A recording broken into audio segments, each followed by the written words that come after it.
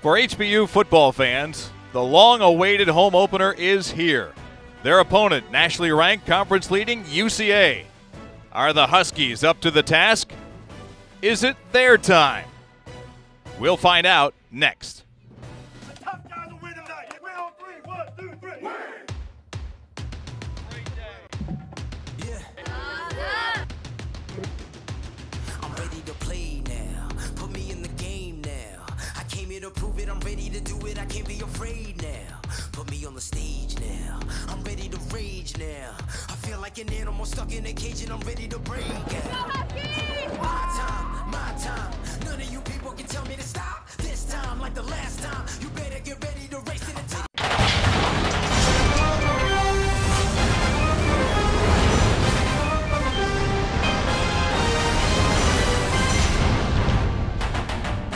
Live from Husky Stadium on the campus of Houston Baptist University, it's time for Southland Conference football. Tonight, the HBU Huskies play host to the Bears from the University of Central Arkansas.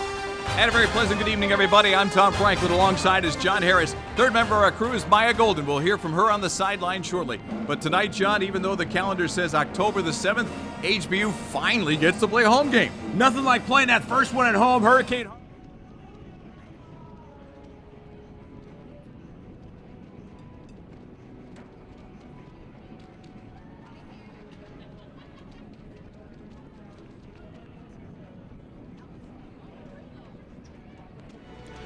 For HBU football fans, the long-awaited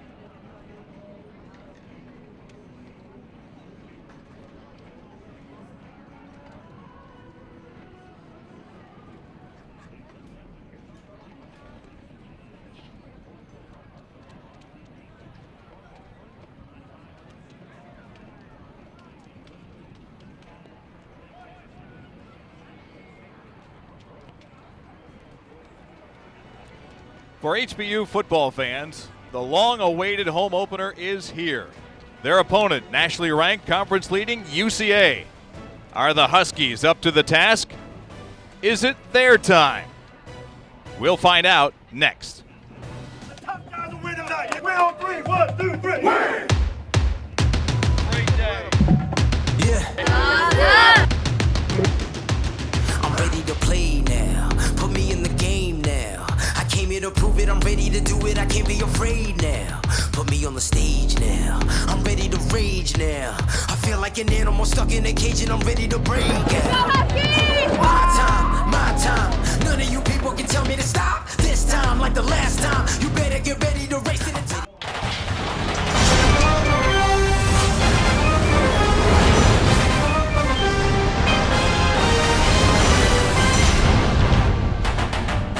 Live from Husky Stadium on the campus of Houston Baptist University, it's time for Southland Conference football.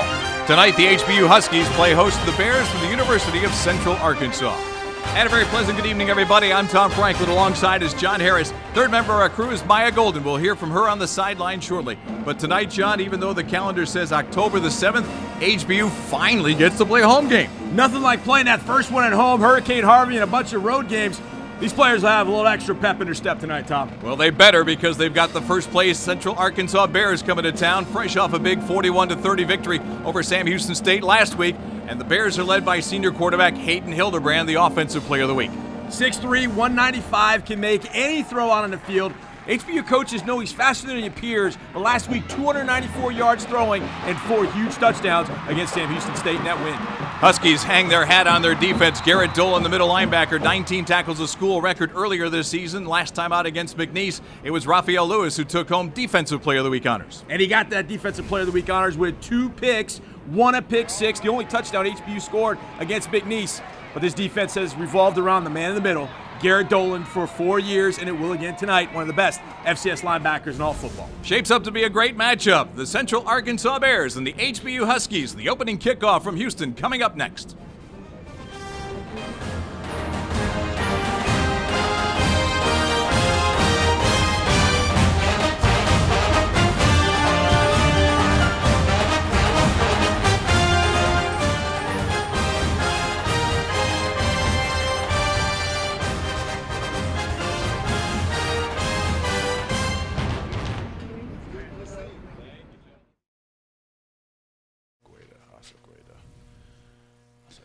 Asagueda, that is correct. Asagueda.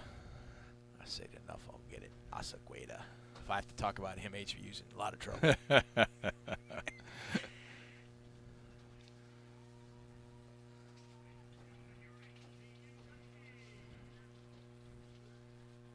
Let's see what we got here on the flip. Still explaining. Teron Simmons has gotten big. Daggum. 230? He's not 230. He's much bigger than that. HBU defers. I'm sure that Central will take the ball.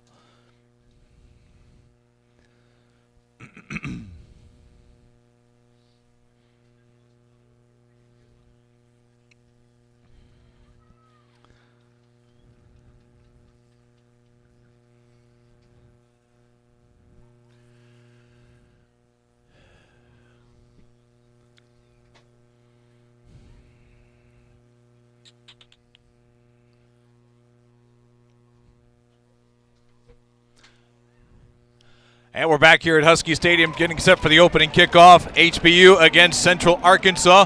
HBU coach Vic Shealy standing by with our Maya Golden.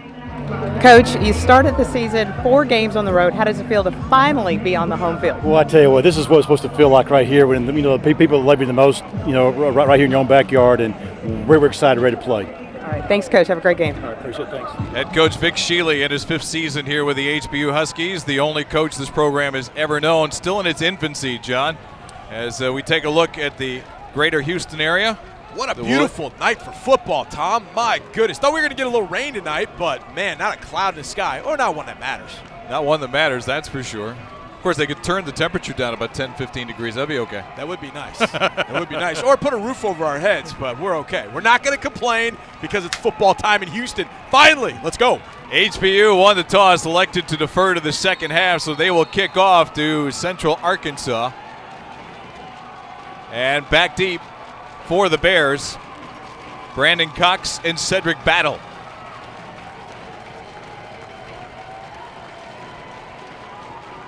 And the opening kick is on its way, and this is Battle, 1 yard deep in the end zone. Looking for a seam left sideline, and he's found one. And he'll be thrown out of bounds near the 40-yard line, but a great return from Cedric Battle, averaging 24 yards a return. Coming in, this time he gets close to 40, John. Excellent start for the UCA special teams there. It looked like Battle kind of nonchalantly caught that ball, started up the middle of the field, and then got to the wall to the sideline. Excellent return there, and a great start for UCA. And right there you see their senior quarterback, Hayden Hildebrand, 6'3", 192 out of Bossier City, Louisiana, has completed almost 69% of his passes for 1,037 yards, 9 touchdowns, and only 2 interceptions. And he does it behind a big offensive line. They average from left to right 308 pounds. We'll see what he does to start here. He'll throw it. It's blocked at the line of scrimmage. Getting a hand up on it right away. I think that was Tyler Hilaire who got a finger on it and knocked it down. One of the 4 captains. Good start for HBU's defense. A little bit of push, but get your hands up. If you can't get there, get that hand up. Let's take a look at the impact players for UCA to keep an eye on during today's ball game. You see Hildebrand along with wide receiver Brandon Cox and Kier Crossley in the backfield. Hildebrand swings it out of the backfield this time and met right away and thrown down for a loss. Back at the 36-yard line is Kier Crossley. Tom, one of my guilty pleasures of watching HBU football is Garrett Dolan. Love to focus on Dolan in the middle. Got Crossley out in space. It's really what you want. You want Crossley with his quickness out in space, matched up on an inside linebacker, and Dolan squared him up, wrapped up, and took him down. Excellent play by the Huskies middle linebacker, Garrett Dolan. So now it's 3rd down and 12 for the Bears. 3 receivers to the top of the formation for Hildebrand. Forced out of the pocket, now throws over the middle, and it's incomplete at the 45-yard line. The intended receiver was Jakari Dillard, but he was closely covered there by the man we featured in the start, Raphael Lewis. That's right. Who do we talk about? Raphael Lewis and Garrett Dolan. We see those two, and you see Lewis. I love the length and watch the break on the ball. He may have got there a smidge early, but it wouldn't really matter. He was well short of a first down, but great play by Lewis, and you can see how aggressive the Huskies are going to be in this passing game, but a great 3-and-out after an excellent return, Tom. Great job by the Husky defense.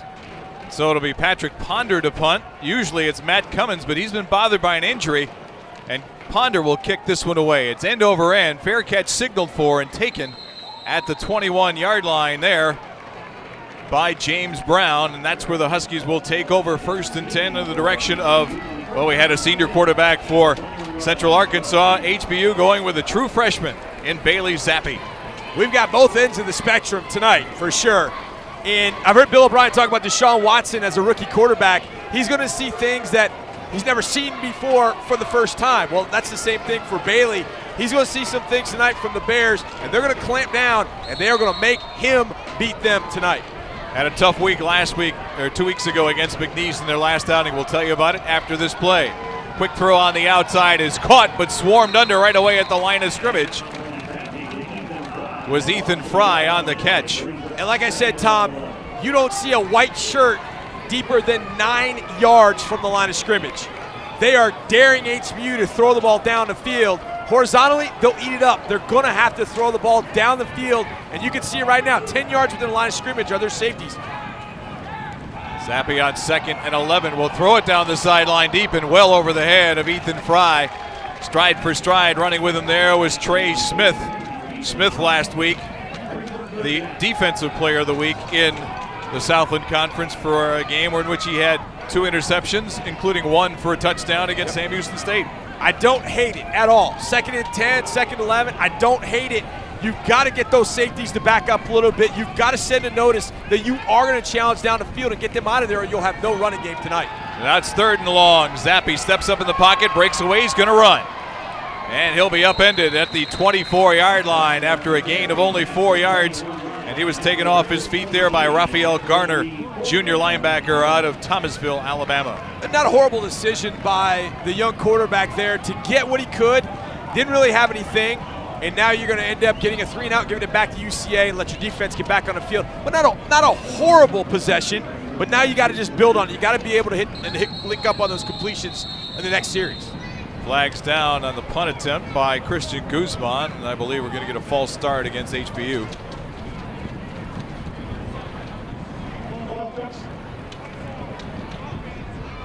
It's our referee, Dan Lewis. 4th down. Microphone going in and out a little bit, but it was a false start indeed, so mark the ball back at the 19-yard line.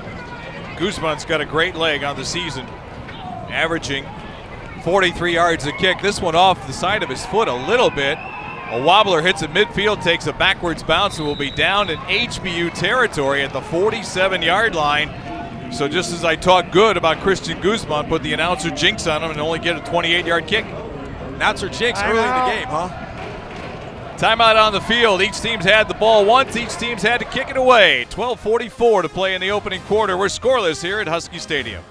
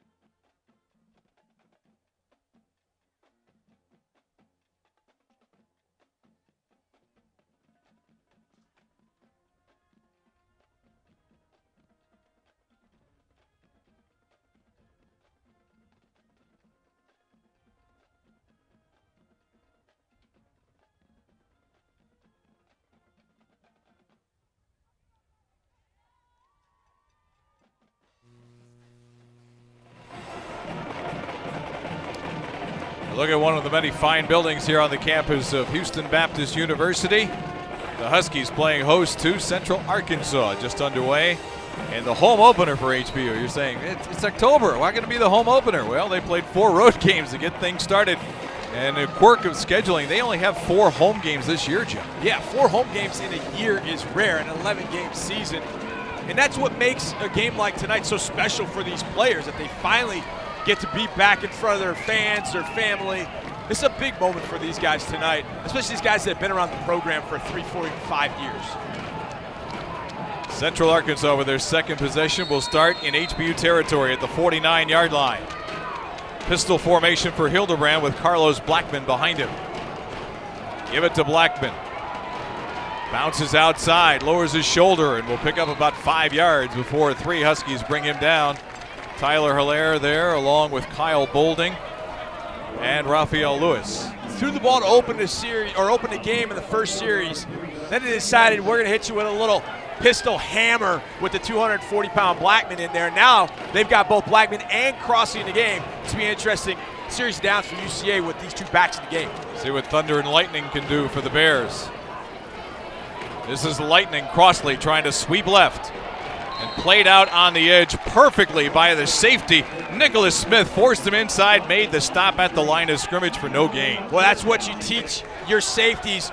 Get up and fill in the alley, and he's secondary contained here. Timmons has got to read that zone read, but he is right there to make sure that Crossley doesn't get outside of him, and he slips a little bit, and Smith's able to make a tackle. Excellent safety play there by Nicholas Smith.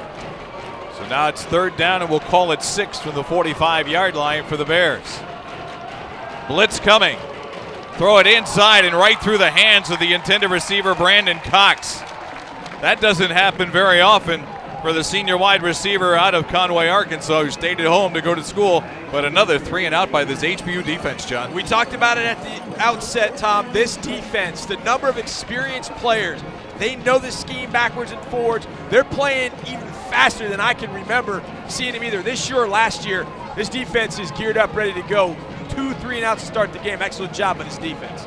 James Brown stands back at his 10-yard line to await Ponder's kick. Ponder tries to hang it high to the far sideline and out of bounds. That'll be up to the line judge over there to line things up and say it went out at the 15-yard line. So a 30-yard kick by Ponder will give the ball back to HBU with 11:28 to play here in the opening quarter. Now you got to get the freshmen started, but I think you'll get the freshmen started on offense. You see Steve Campbell there, the head coach for UCA. I can imagine the challenge that Steve had this week, coming off that big win against Sam Houston State. Then they got to get on a bus and drive here to Houston and take on HBU in HBU's opener. Tough challenge for a coach to have to get his players' minds right after that big win to reset and get ready on a team that's got a great defense like HBU. On 1st and 10 from the 15-yard line. Fake it to Brown, swing it outside for Fry. Fry will swing around the corner across the 20 to the 22-yard line before it'll be run out of bounds by Jalen Lofton. But a nice 7-yard pickup there on an easy pass, John. Try and build the confidence for Zapp. You know, you say easy pass, Tom, but it's where he put the ball there for Fry to catch and run. He didn't throw it behind him. Fry's on the run, so he gave him a ball that he could catch and get up the field with. Excellent throw there by the freshman. 2nd down and 3, moving at the line of scrimmage. Javion Williams, the big nose tackle, the seniors, 6'1", 360 pounds. Now they're saying he was drawn offside, but what do the officials say? The officials say offside. Number 91, defense with contact, 5-yard. So a free 5 yards, and the first down of the ball game for either team comes via penalty for the HBU Huskies. Listen, when Javion Williams is going forward, Newton's laws of motions are all done. You're done. He's just going to continue to move forward. He got the offsides there, and 5 yards for HBU and a first down. Brown to the right shoulder is Zappi, who throws it out on the wing, and this is Mev Ideen, and Ideen will pick up about 8 yards before he'll be tripped up on the outside. Again, it's Jalen Lofton going low to take the big H-back off his feet. Good series of plays, and I like, the offsides got the first down, but that first down, you kind of break the seal a little bit, get you a little bit of confidence, and now you can get Zappi settled in, and he's got a 2nd and 2. Give it to Brown.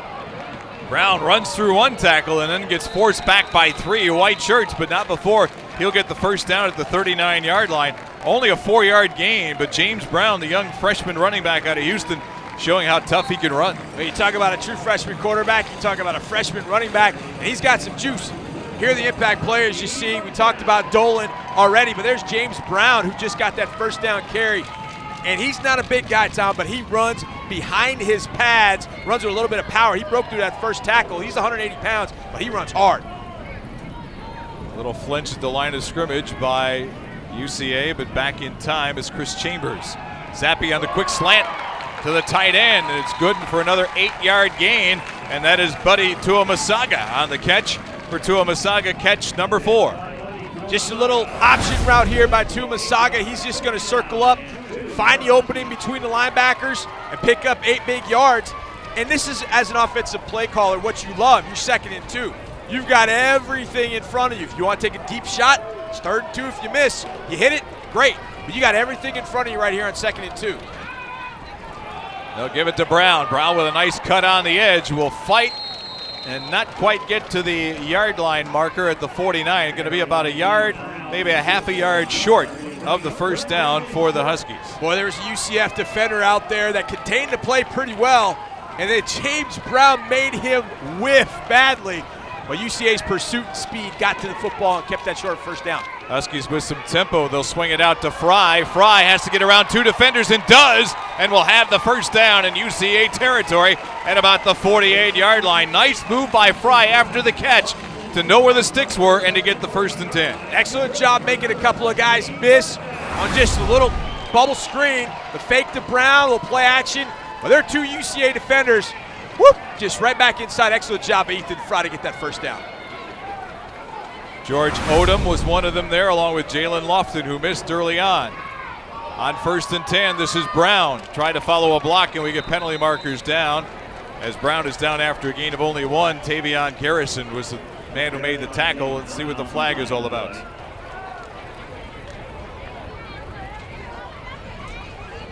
Dan Lewis Holding, says 84, offense, 10-yard penalty, remains first down. Buddy Tuamasaga, the tight end, guilty of holding. See a play like that, you know it's got to be holding. Tuamasaga got the big catch earlier in the drive, then he backs him up. Now when you've got a true freshman under center, 1st and 20, not the optimal situation, as Captain Obvious provides that analysis for you, Tom. I didn't know he came along work with. No, he does. He comes with me a lot of places. Zappi throws under pressure and threw it a little bit too wide on the outside. Looking there for David Racine. He's lucky that one did not get picked off. And you see Zappi and Racine talking to each other after that play. I think there was some miscommunication there. I think Zappi expected Racine to run a different route. Well, I'll tell you, ran the route. Trey Smith, the corner, ran it for Racine and was right there. If that ball would have been on the money, I think Trey Smith would have picked it off and maybe gone to the house for a 2nd consecutive pick 6 in back-to-back weeks. 2nd down and 20 now for the Huskies. Brown still the running back. Zappi throwing near sideline, has a man at the 40-yard line. And the catch is made there by the young freshman Dennis Houston, their leading receiver on the year. That's catch number 14.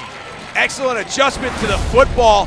He got bumped, but he got beyond the corner and stumbled and had to turn around back to the sideline to reach behind him and make that catch. Pretty good throw, but what a great catch by Dennis Houston.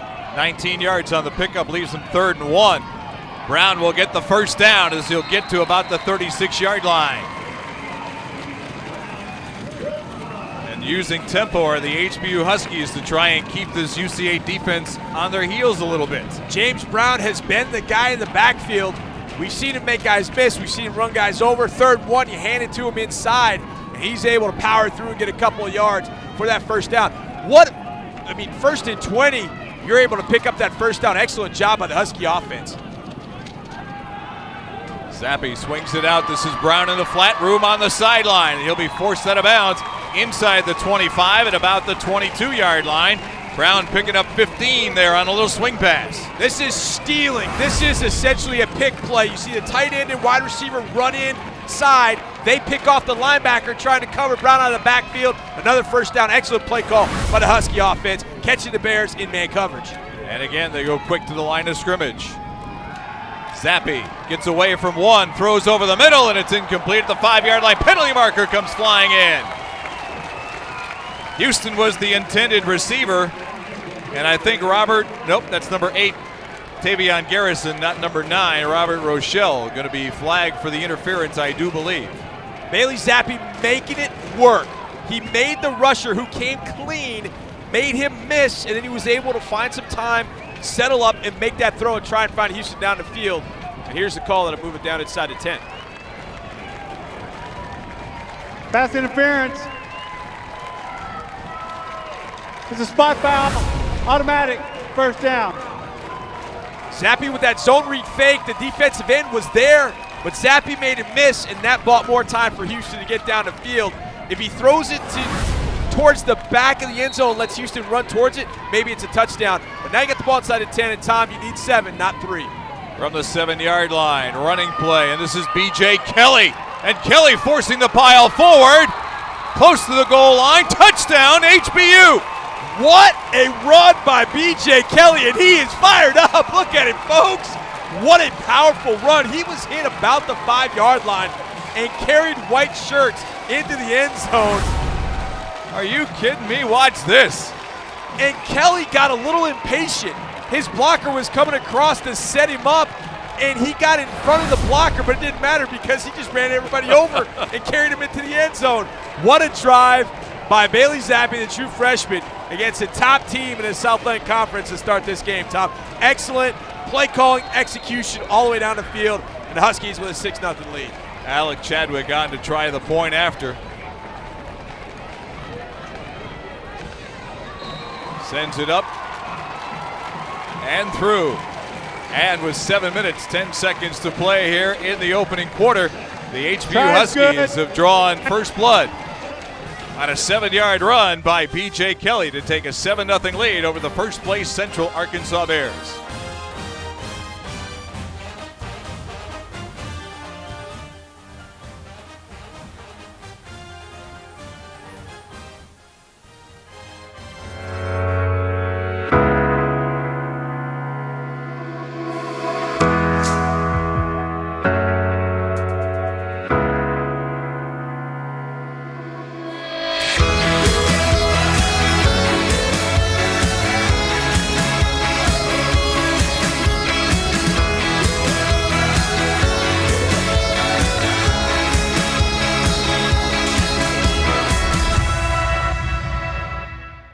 Have you been thinking about diversifying with gold but don't know how? Hi, I'm Mike Fulgens, President of Universal Coin and Bullion. As an award-winning nationwide dealer, we help clients get the answers they need to discover the beauty, security, and strength of gold in their portfolio. Call us today at 866-UCB-GUIDE to receive our award-winning Gold Guide free. That's 866-822-4843. As a mother of 3, I've seen the positive impact sports have on kids. At Dick's Sporting Goods, we believe everyone should have the chance to play. And if cost ever gets in the way, that goes against everything we believe. So we're stocking new gear at lower prices and introducing the best price guarantee. If you find a lower price from a competitor, we'll match it. Because it's not enough to offer you the best gear. We need to offer it at the best price.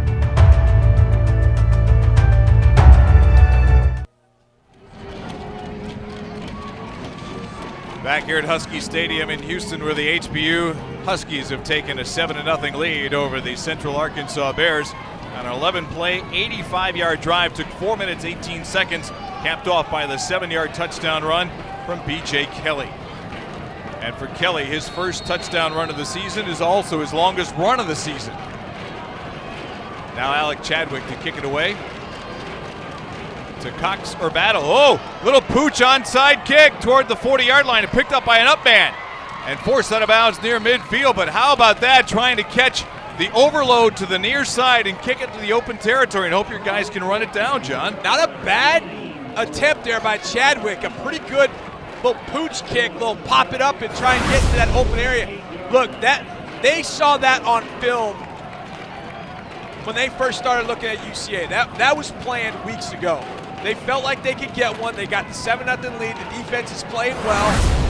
They felt like, let's take a chance. I don't have any problem with that whatsoever, considering how well the defense has played.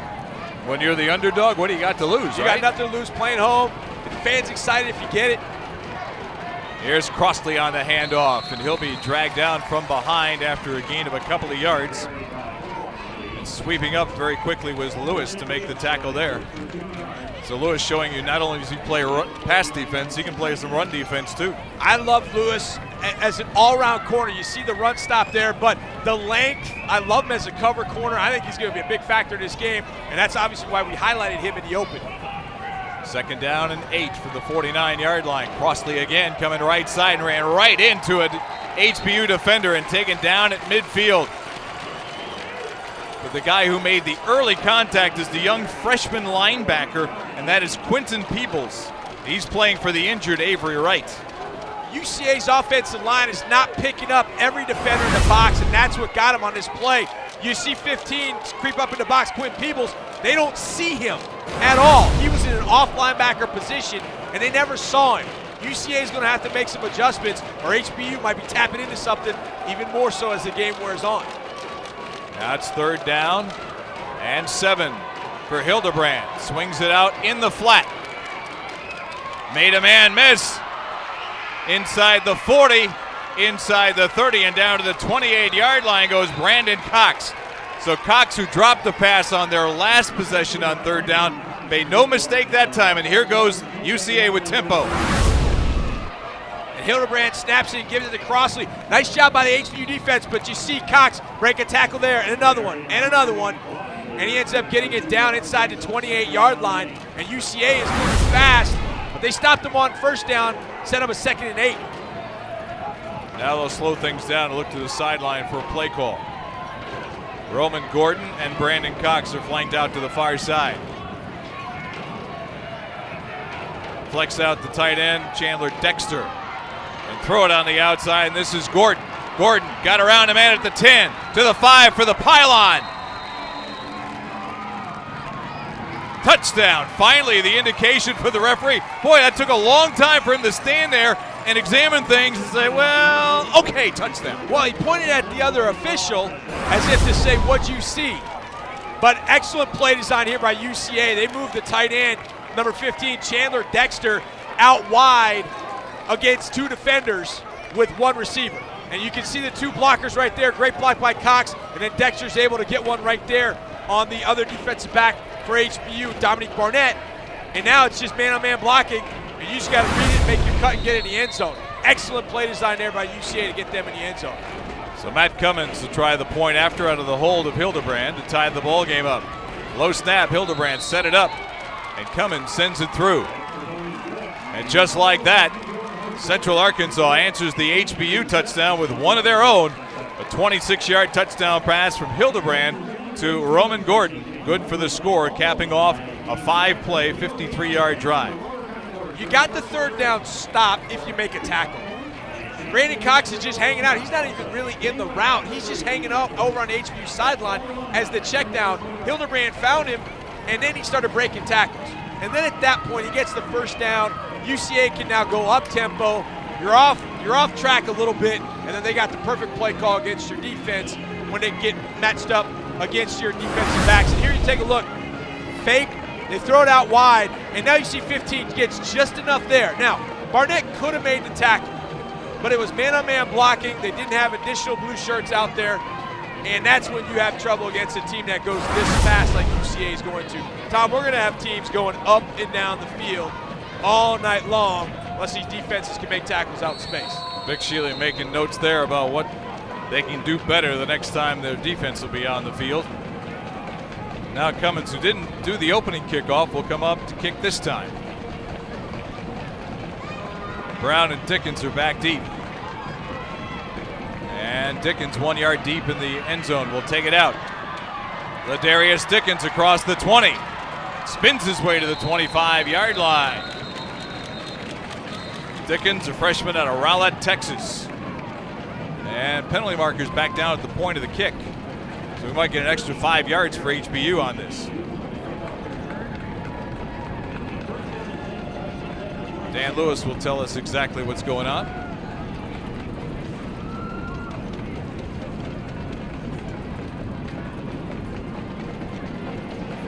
offside, 37, kicking team. It's a 5-yard penalty that'll be added to the end of the run. First down. So we'll walk the ball up to the 30-yard line. It was interesting, while he was making the call there, the back judge, Chris Bailey, was being like one of the ball boys at the U.S. Open tennis tournament, going back there, picking up the flags and running them back out and handing it back to the other official who put it down. It was funny. The more you can do, Tom, the more you can do. You see Steve Campbell there talking to his offense. Got to feel good about that last touchdown drive, even on a short field after the onside kick attempt. Let's see if HBU can answer. Zappi has Mev Ideen to the right. James Brown to the left shoulder from the shotgun formation. Give it to Brown, trying to get a block from Ideen, did. And will drag his way up for about 5 yards near the 35-yard line before he goes down. Boy, James Brown is slippery. Holy smokes. He can get up in the gaps, get you to commit as a defender, then make you miss, and then run behind his pads and run you over. He is going to be a tough matchup for anybody in the Southland Conference over the next 4 years. Second down and a long 5, just outside the 35-yard line. Swing it outside, Ideen. Ideen around a block, and will pick up about 4 more yards to the 39-yard line. Isaiah Hall was out there just trying to stay out of the way, lost his shoe a little bit. He's going to have to come off the field as we go to a 3rd down and 1. Essentially just a little tight end screen. Isaiah Hall's already out there blocking as Ideen is running the route. It's just a little screen to get them to 3rd and 1. And I would imagine this ball is going to go to number 9 again. Give it to Brown, and they got him. Ideen did not pick up the first man. And racing across the line of scrimmage, Chris Terrell, the defensive end, sophomore out of Pensacola, Florida. Looks like we weren't the only ones that knew James Brown was going to get the football. Chris Terrell gets inside. Oh, that's the throw right there from Bailey Zappi. Now we've got a 4th down and 3 in a punting situation for Christian Guzman. Another one off the side of his foot, a wobbler. I've seen Christian Guzman punt 3 years here at HBU, and those are the 2 worst punts I've ever seen him kick. Ball is down inside the 25-yard line, and that's where UCO will take over with 3:16 left here in the first quarter of a 7-7 game. Tom, it's interesting you bring it up. I was watching him in pregame because I've been down on the field before during pregame and seen him hit rockets over my head. I mean, just absolute rockets. And I looked down there, and he hit a punt about 10 yards that went up in the stands, about 10 rows up, and I went, that's strange. I've never seen him do that before. So I don't know if that has sort of impacted him and he can't get beyond that, but he's going to have to be big as this game wears on. That ball should have been punted inside the 20, pin UCA back a little bit further. So hopefully he can shake this little malaise that he's in, because HBU is going to need him. Blackman is the back in the pistol formation behind Hildebrand on 1st and 10. Jet sweep. And no gain at all. The blue shirts smell it out.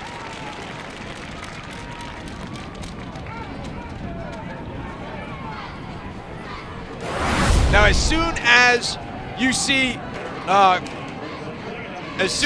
running back go in motion, centered battle, Dominic Barnett, who was the corner on the left side, took off right into the backfield.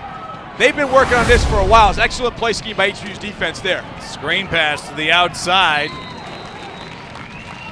And taken out there by Kirk Ball. And he'll get it up to about the 29-yard line to leave the Bears with a 3rd down and 4. What I like about that for HBU's defense, Tom, more than 4 blue shirts are out there. On that touchdown run, they had 2 guys out there to defend that throw, and nobody else was there, no pursuit. That time, 3 or 4 guys out of pursuit to keep them short of a 1st down. You have Cox and Dillard on the near side and Gordon on the far side. Gordon, the man who had the touchdown on their last possession. They look that way. Gordon sliding for the catch in front of Raphael Lewis at the 36-yard line. That's enough to move the sticks for UCA. And we'll see UCA go up tempo here, but just a simple 3-by-1 formation. And Gordon, the only receiver over there, just going one-on-one. He won his matchup. Running play, Blackman breaks through a hole, comes near sideline, and will get into HBU territory at the 46-yard line before he'll be brought down. UCA's getting up tempo. HBU didn't seem like it was set. Great blocks inside by that big offensive line. And then a missed tackle, and Blackman's off and going. Hildebrand thrown to the outside. The catch made there by Jakari Dillard, stepping out of bounds at the 40-yard line for a quick 6-yard gain. First downs allow UCA to go fast. And by go fast, I mean supersonic speed. We got a Husky down on the field at this moment. Looks like that was Dominique Barnett on the far side. Yeah. But first downs equal tempo. Keep from getting first downs, obviously you get the ball back and you keep from getting that tempo. Yep. But the UCA is one of the fastest teams, Tom, that I have seen after getting a first down, getting back up on the ball, and running another play. Part of that is because you got a senior quarterback who has been in the fire before. He gets everybody set up and gets him where you want to go. But that Blackman run was all about tempo. Cody Moncourt was in the backfield, but he wasn't in great position to make the tackle, and everybody else was not set. UCA goes ultra fast after the first down. HBU's going to have to adjust. One of the ways you adjust is keep them from getting first downs.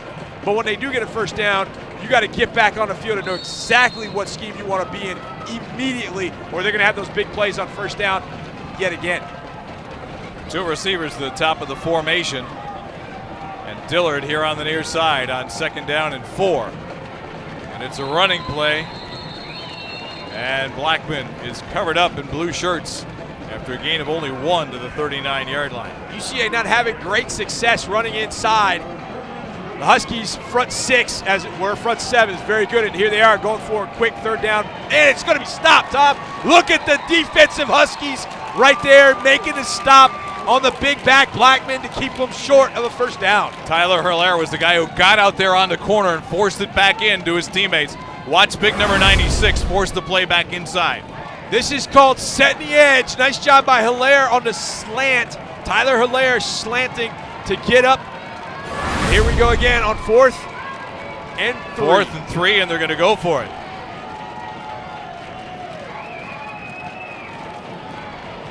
Hilaire will have 2 receivers to the top of the formation. Blackman in the backfield. Fake it to Blackman. Throw inside. Caught at the 25-yard line. On the run to the 10, to the 5. Touchdown is Brandon Myers. Hayden Hildebrand, cool as a cucumber in the backfield. 4th down, just easy pitch and catch. You'll see Hildebrand with the quick fake and then the quick shoulder shimmy out wide. That got the HBU defense to bite just a little bit to allow number 84, Brandon Myers, to get in the end zone for a 2nd consecutive week. And how about the speed of Myers to pull away from Latravian G, was trying to run him down. Wow, that was impressive. Cummins to try the point after. And he converts, and with 27 seconds left here in the first quarter, Central Arkansas is up the lead to 14-7 on back-to-back scoring passes from Hayden Hildebrand.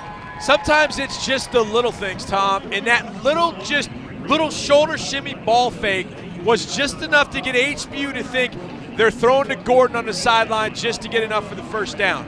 And that froze the secondary for just a quick second, and Myers was working back to the middle of the field on a slant route. Hildebrand set his feet, which a lot of young quarterbacks don't do. They give that shoulder fake, and then they leave their shoulders open. Hildebrand got his feet set, threw a dart. Myers caught it, got to the end zone, and you're right. He turned on the jets and was in the end zone, and just like that, UCA's got a 14-7 lead. 3rd touchdown of the season for Brandon Myers, who had 1 catch for a 74-yard score last week against Sam Houston State. Now Cummins will kick it away to either Brown or Dickens.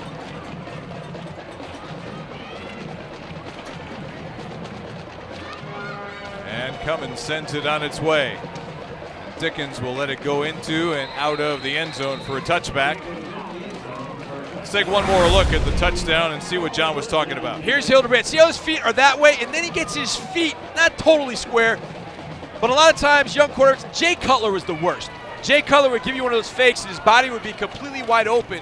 So when he went to make that throw to Myers, the ball would sail on him because his shoulders aren't in line with where he wants to be with the receiver. But Hildebrand got his shoulders squared just enough to get the ball to Myers on target, and that ball didn't sail on him. Good job there. Great job there by the senior, the experienced leader of the UCA offense, who seemingly has got things on track, Hayden Hildebrand. 8-play, 77-yard drive took 1:49 to complete. So back-to-back touchdowns for UCA has put the Bears on top 14-7. 27 seconds left here in the first quarter. And the Huskies put together another drive of their own here. Bailey Zappi steps up under center, changing the play. Ideen comes in motion. Give it to James Brown. Got a hole across the 35 and out to the 40-yard line before he'll finally be run down there by George Odom. That was our first look at Terrence Peters. Tom, right there, taking that inside handoff. HBU's running inside run. 27 seconds and a half. They're going to run a few plays here. Fake it to Peters. Zappi throws over the middle. It's Houston in UCA territory at the 40-yard line. Will be brought down by Tavion Garrison. I got excited as I saw that route develop. I thought Houston was going to be wide open. I didn't know if Zappi was going to see him, and luckily he was able to do that and get the ball to his freshman wide receiver who gets up the field. Freshman to freshman. We've seen a number of young guys make some plays thus far. I tell you what, I saw that out of the corner of my eye. It's a good thing there's glass in this press box. I thought you were going to be out there. I saw Houston, and I was like, it's a touchdown. He kind of broke his route off, but excellent throw, freshman to freshman there to end the quarter. So a very entertaining first quarter indeed. A couple of touchdown passes from Hayden Hildebrand and a touchdown run by B.J. Kelly. It's 14-7 UCA after one here in Houston.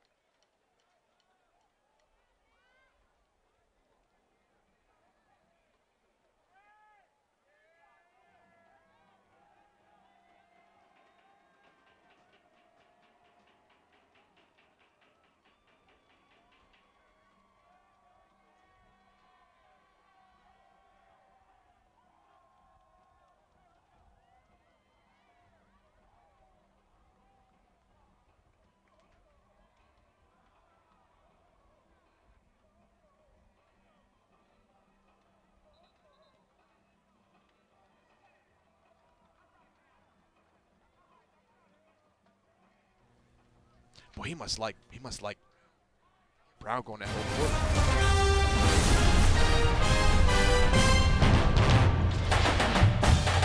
Back here at Husky Stadium in Houston, Texas.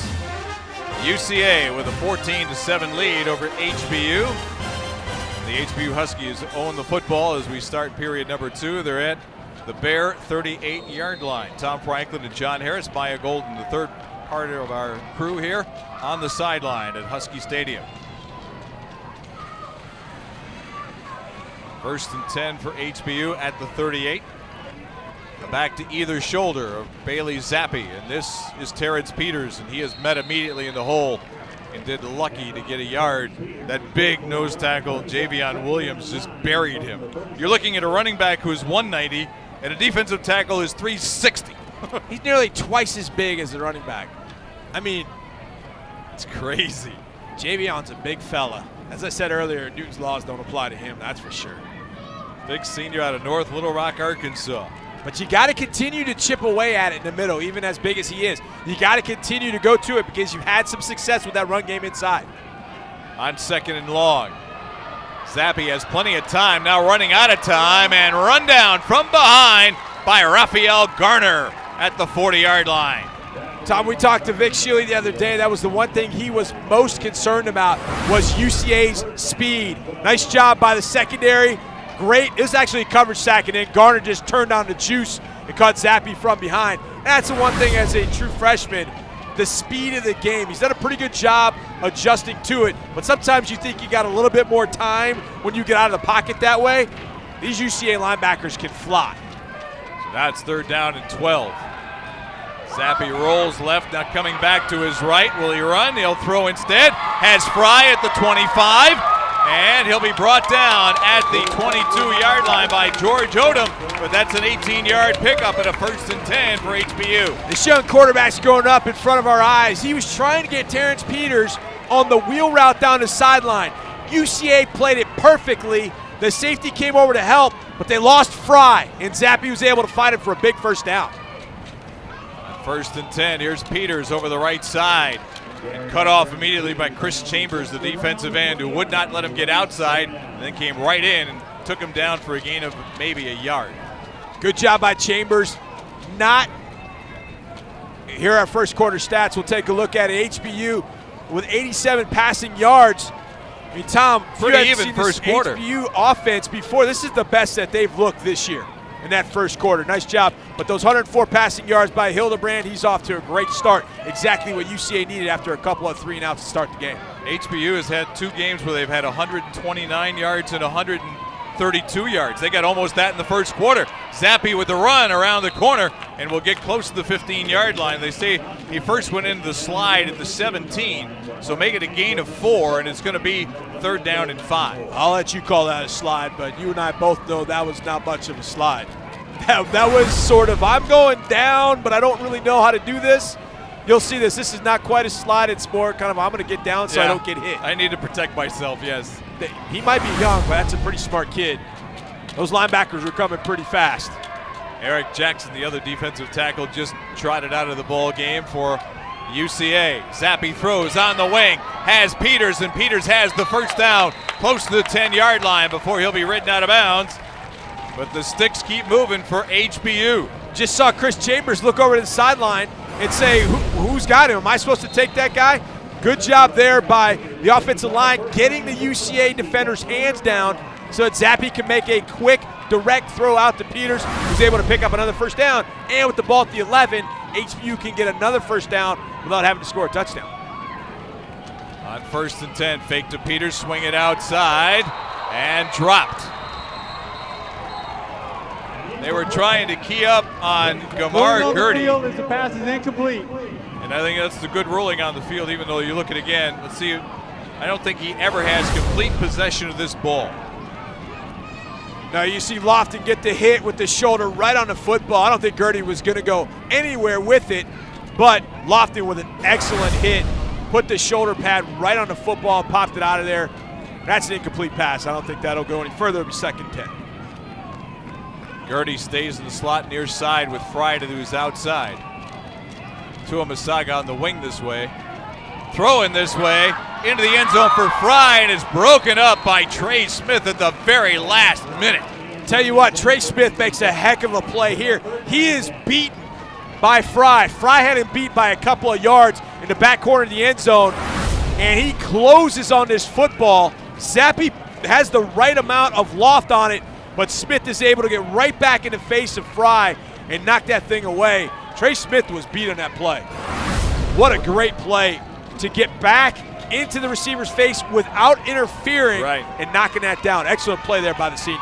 Easy to see why he was preseason first team All-Southland Conference. So now on 3rd and 10 from the 11. Throw it outside, deflected, and almost intercepted. Oh my goodness. Chambers getting up there and spiking it. On the last play they threw to Peters, Chambers looked over to the sideline with his hands up like, what do you want me to do? This time they tried to get his hands down. He doesn't go for it. He's able to get his hands up and knock that one down. Chris Chambers with a whale of a play there because Terrence Peters was again open out in the flat. As an offensive lineman, you must get that defensive player's hands down to be able to make that throw. So now looking at a 28-yard field goal for Alec Chadwick, 4-5 on the season, and make it 4 out of 6 as he misses from 28 yards.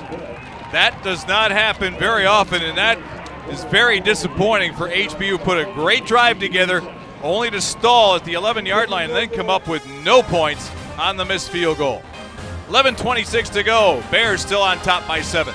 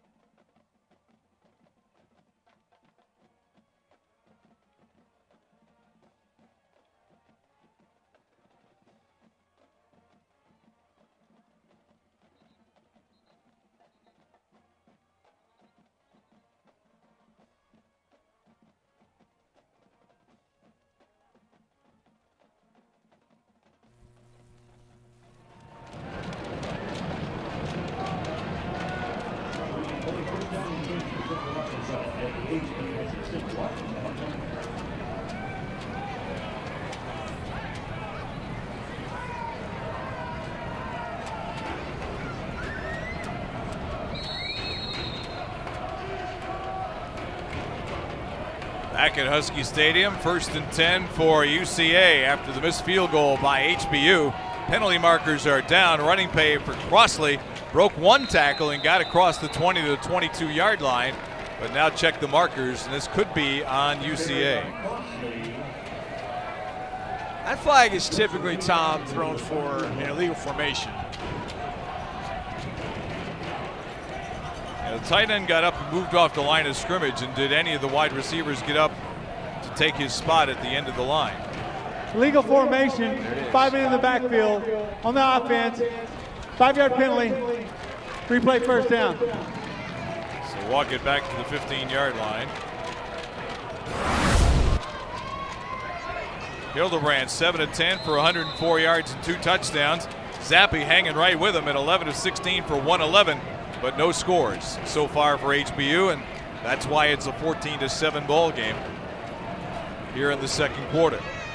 UCA getting a back on late. Blackman getting out there, didn't have 11 on the field. Now you see Blackman back in the game. Now you got a power pistol formation with Crossley up front. And Hildebrand will toss it out to Crossley. And he'll get across the 20 and out to about the 22-yard line. Brought down there by Nicholas Smith and Cody Moncourt. I had a feeling UCA will go to that formation again and maybe run that thing back to the field. Nice little veer option out of that power pistol, as you called it, Tom, to get Crossley as the pitch man coming on the other side, but actually not defended all that badly by HBU. 2nd down and 8 for the Bears. Clock moving at 10:20 to go here, second quarter. It's Crossley. Breaks to his right. Drags a defender forward, and he'll pick up about 5 yards to the 27-yard line, and that was Kyle Bolding, guy who made the hit on him inside the 25, but got taken forward for 2 or 3 more yards. Tom, the program says that Crossley's 168. I don't know. I'm not buying that. I'm not buying that, but I'll tell you what. He ran right through a couple of HBU tacklers. That was all him, because that play was defensed pretty well up front. He powered through for about 3 yards. 168, that's a tough 168-pound dude right there. On 3rd and 3, fake the jet sweep, give it to Crossley. They bottle him up and bring him down, shy of the first down.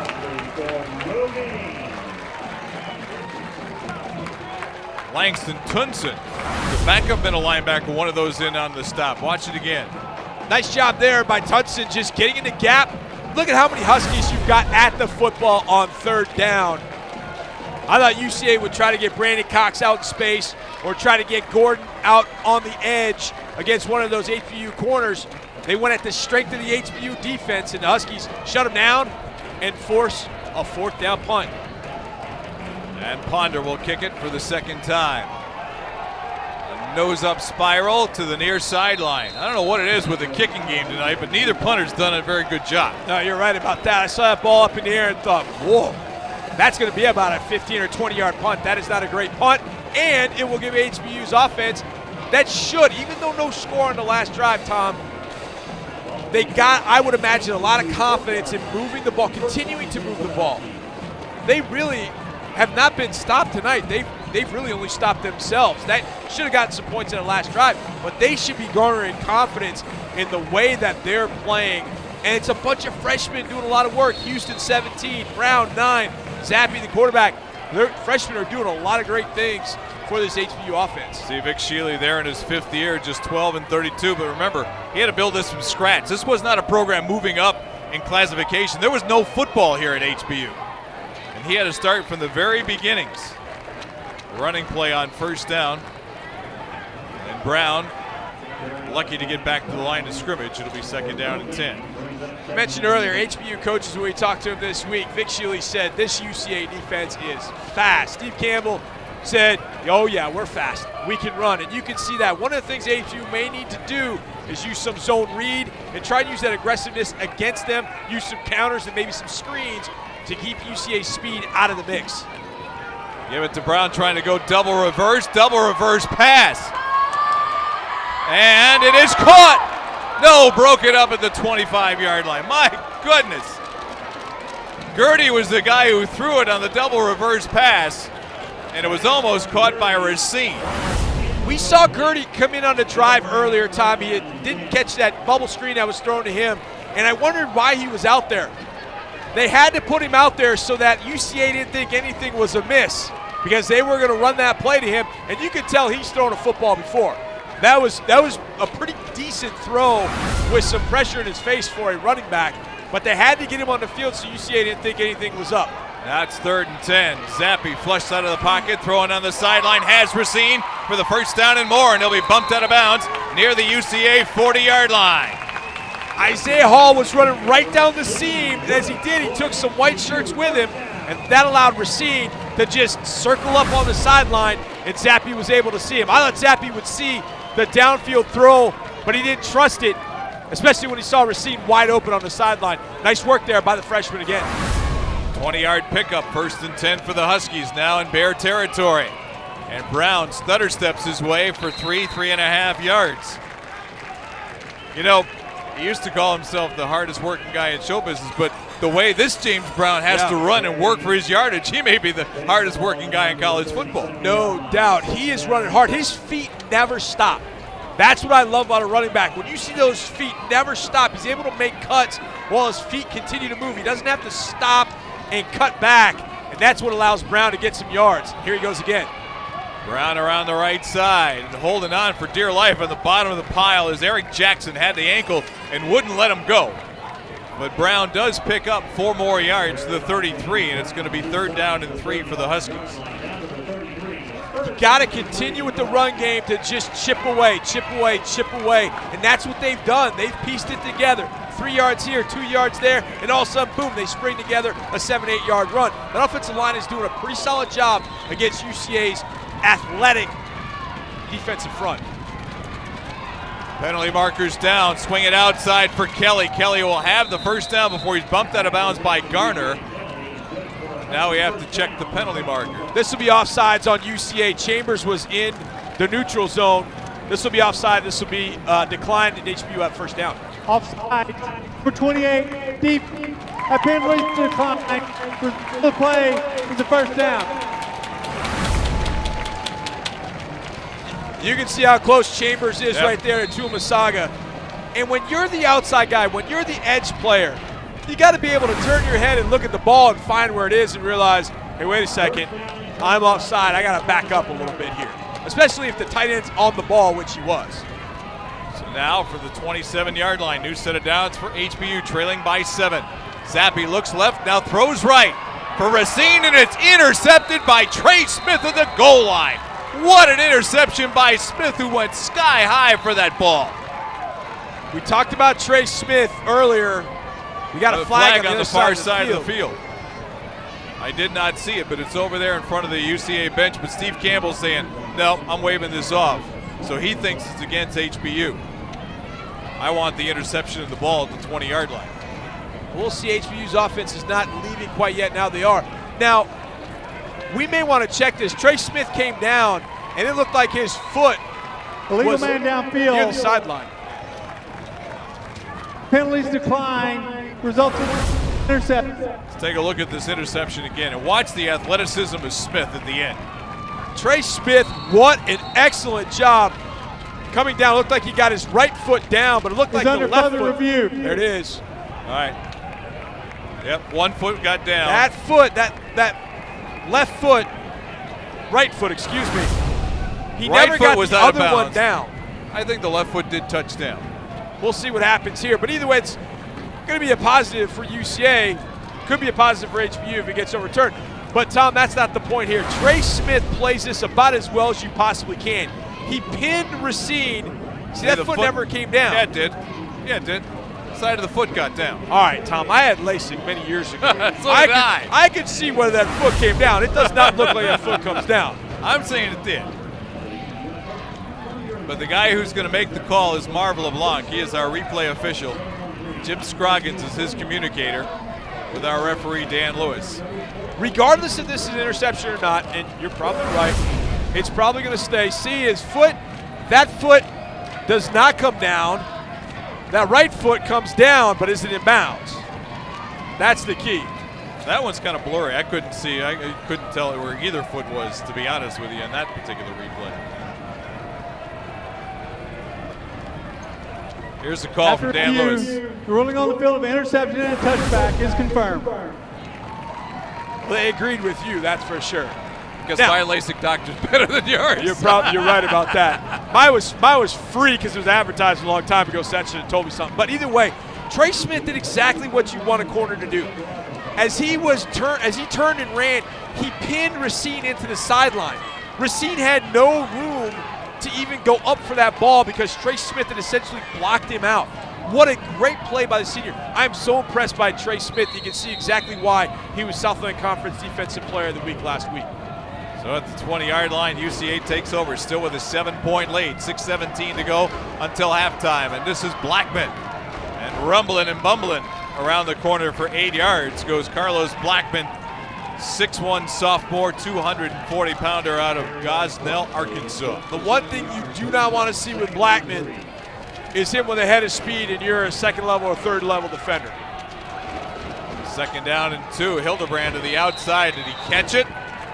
Roman Gordon, they say yes, made the catch at the 31-yard line. That'll be good for a first down. He did a great job to get his hands underneath the ball. If that ball isn't thrown at that particular spot, Raphael Lewis has a chance to either knock it down or pick it off. That was a great job by Hildebrand. An excellent catch by Gordon. On 1st and 10, Hildebrand stands strong. Now flushed out of the pocket. He will run it and force that out of bounds on the near sideline by Bowling at about the 42-yard line, but that'll be an 11-yard gain for Hildebrand. And you can see exactly what the HBU coaches were worried about. Hildebrand isn't going to run it much, but when he does, he's got really good speed, put a lot of pressure on HBU defense. On 1st and 10, running play for Blackman. Spun around and thrown back after a short gain, and it was Latravian G, the safety. First guy coming up to make the contact and would not let go. As a safety or a defensive back, when you get up there and you got an opportunity for a tackle for a loss or for no gain, you just got to hold on. It doesn't matter how you do it, you just got to hold on, and he did there and allowed a couple of his defensive teammates to get to the ball. Nice job by Latravian G. 2nd down and 9. This is Crossley, the lightning part of Thunder and Lightning, and he'll get to the 45-yard line and pick up 2 more. But it's going to be 3rd and long. Once HBU gets UCA in 3rd down situations, look how much longer it's taking UCA to get that play call, to make sure they got it right on 3rd down. If they can just win 1st and 2nd down, I know that's easier said than done, but if they can do that, it gets them time to set up, get their sub package out on the field on 3rd and long, and then get a stop. Blitz coming against Hildebrand. Flushed out of the pocket to his right, throws, caught on the sideline. To the 40, to the 35, and out of bounds at about the 32-yard line goes Jakari Dillard. HBU brings pressure. They bring Garrett Dolan up in the A-gaps. But a nice block there by his running back just to buy Hildebrand some time to get out of the pocket. And then HBU loses. Wide receiver see 2 HBU defenders go with the receiver down the field, and that left number 5, Jakari Dillard, wide open. Hildebrand throws it on the outside. Caught and on the run is Brandon Cox, and he'll be out of bounds inside the HBU 20. Mark him down at the 19-yard line for a gain of 12. We just saw Jakari Dillard with a catch, a big catch on the other sideline. He makes a block on this play on Barnett on the sideline that freed up Brandon Cox to pick up another 1st down. I love to see receivers get out there and open up lanes for their fellow wide receivers. Jakari Dillard, a great catch, and then with a great block to follow it up. We got a Husky down on the field. While they attend to him, we'll take a timeout. 4:01 left in a very entertaining first half. It's UCA 14 and HBU 7.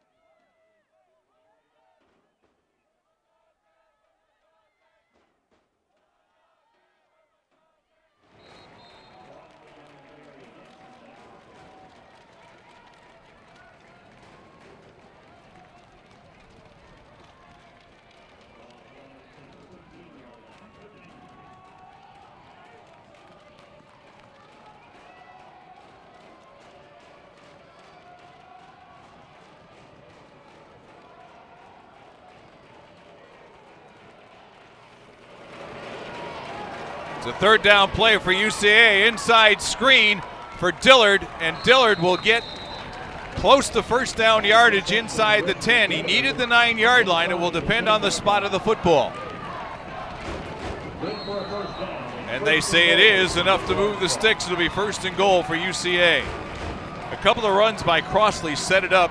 He got 4 on the first play, 2 more on the second. They had a third down and 4 from the 13-yard line and picked up the first and goal. And this time they're at the 9. Running play. The HBU defenders are all over it, limiting it to a gain of 2 to the 7-yard line. So they gave it off to Blackman that time. Imperative here for HBU. Captain Obvious is about to show up again, Tom. Hold them to 3. Yes. And it's such a frustrating half for HBU because you have the interception when you're moving the ball and looking great on offense. You missed the field goal. You actually should be ahead in this ball game, but you're not. But you don't want to be down 21-7. You can survive 17-7, 21-7. That's going to be a tough hill to climb. Cox went in motion across the formation. They looked that way for him, and it's overthrown and almost intercepted. Dominic Barnett upset with himself that he couldn't bring that one in. Well, he played that fade route perfectly. Cox was trying to run the fade route. Barnett played it absolutely just like you coach it. You can see him get his hips to Cox, collisions him, and then gets his hand up there. Can't quite pull the Odell Beckham Jr. catch, which sets up third down, but excellent play there by Barnett. Third and goal now from the 7. Battle comes in the backfield, 22 with 23. Blackman, who's the deep back, in the pistol. Now this set earlier, they ran option out of this. We'll see if they do it again.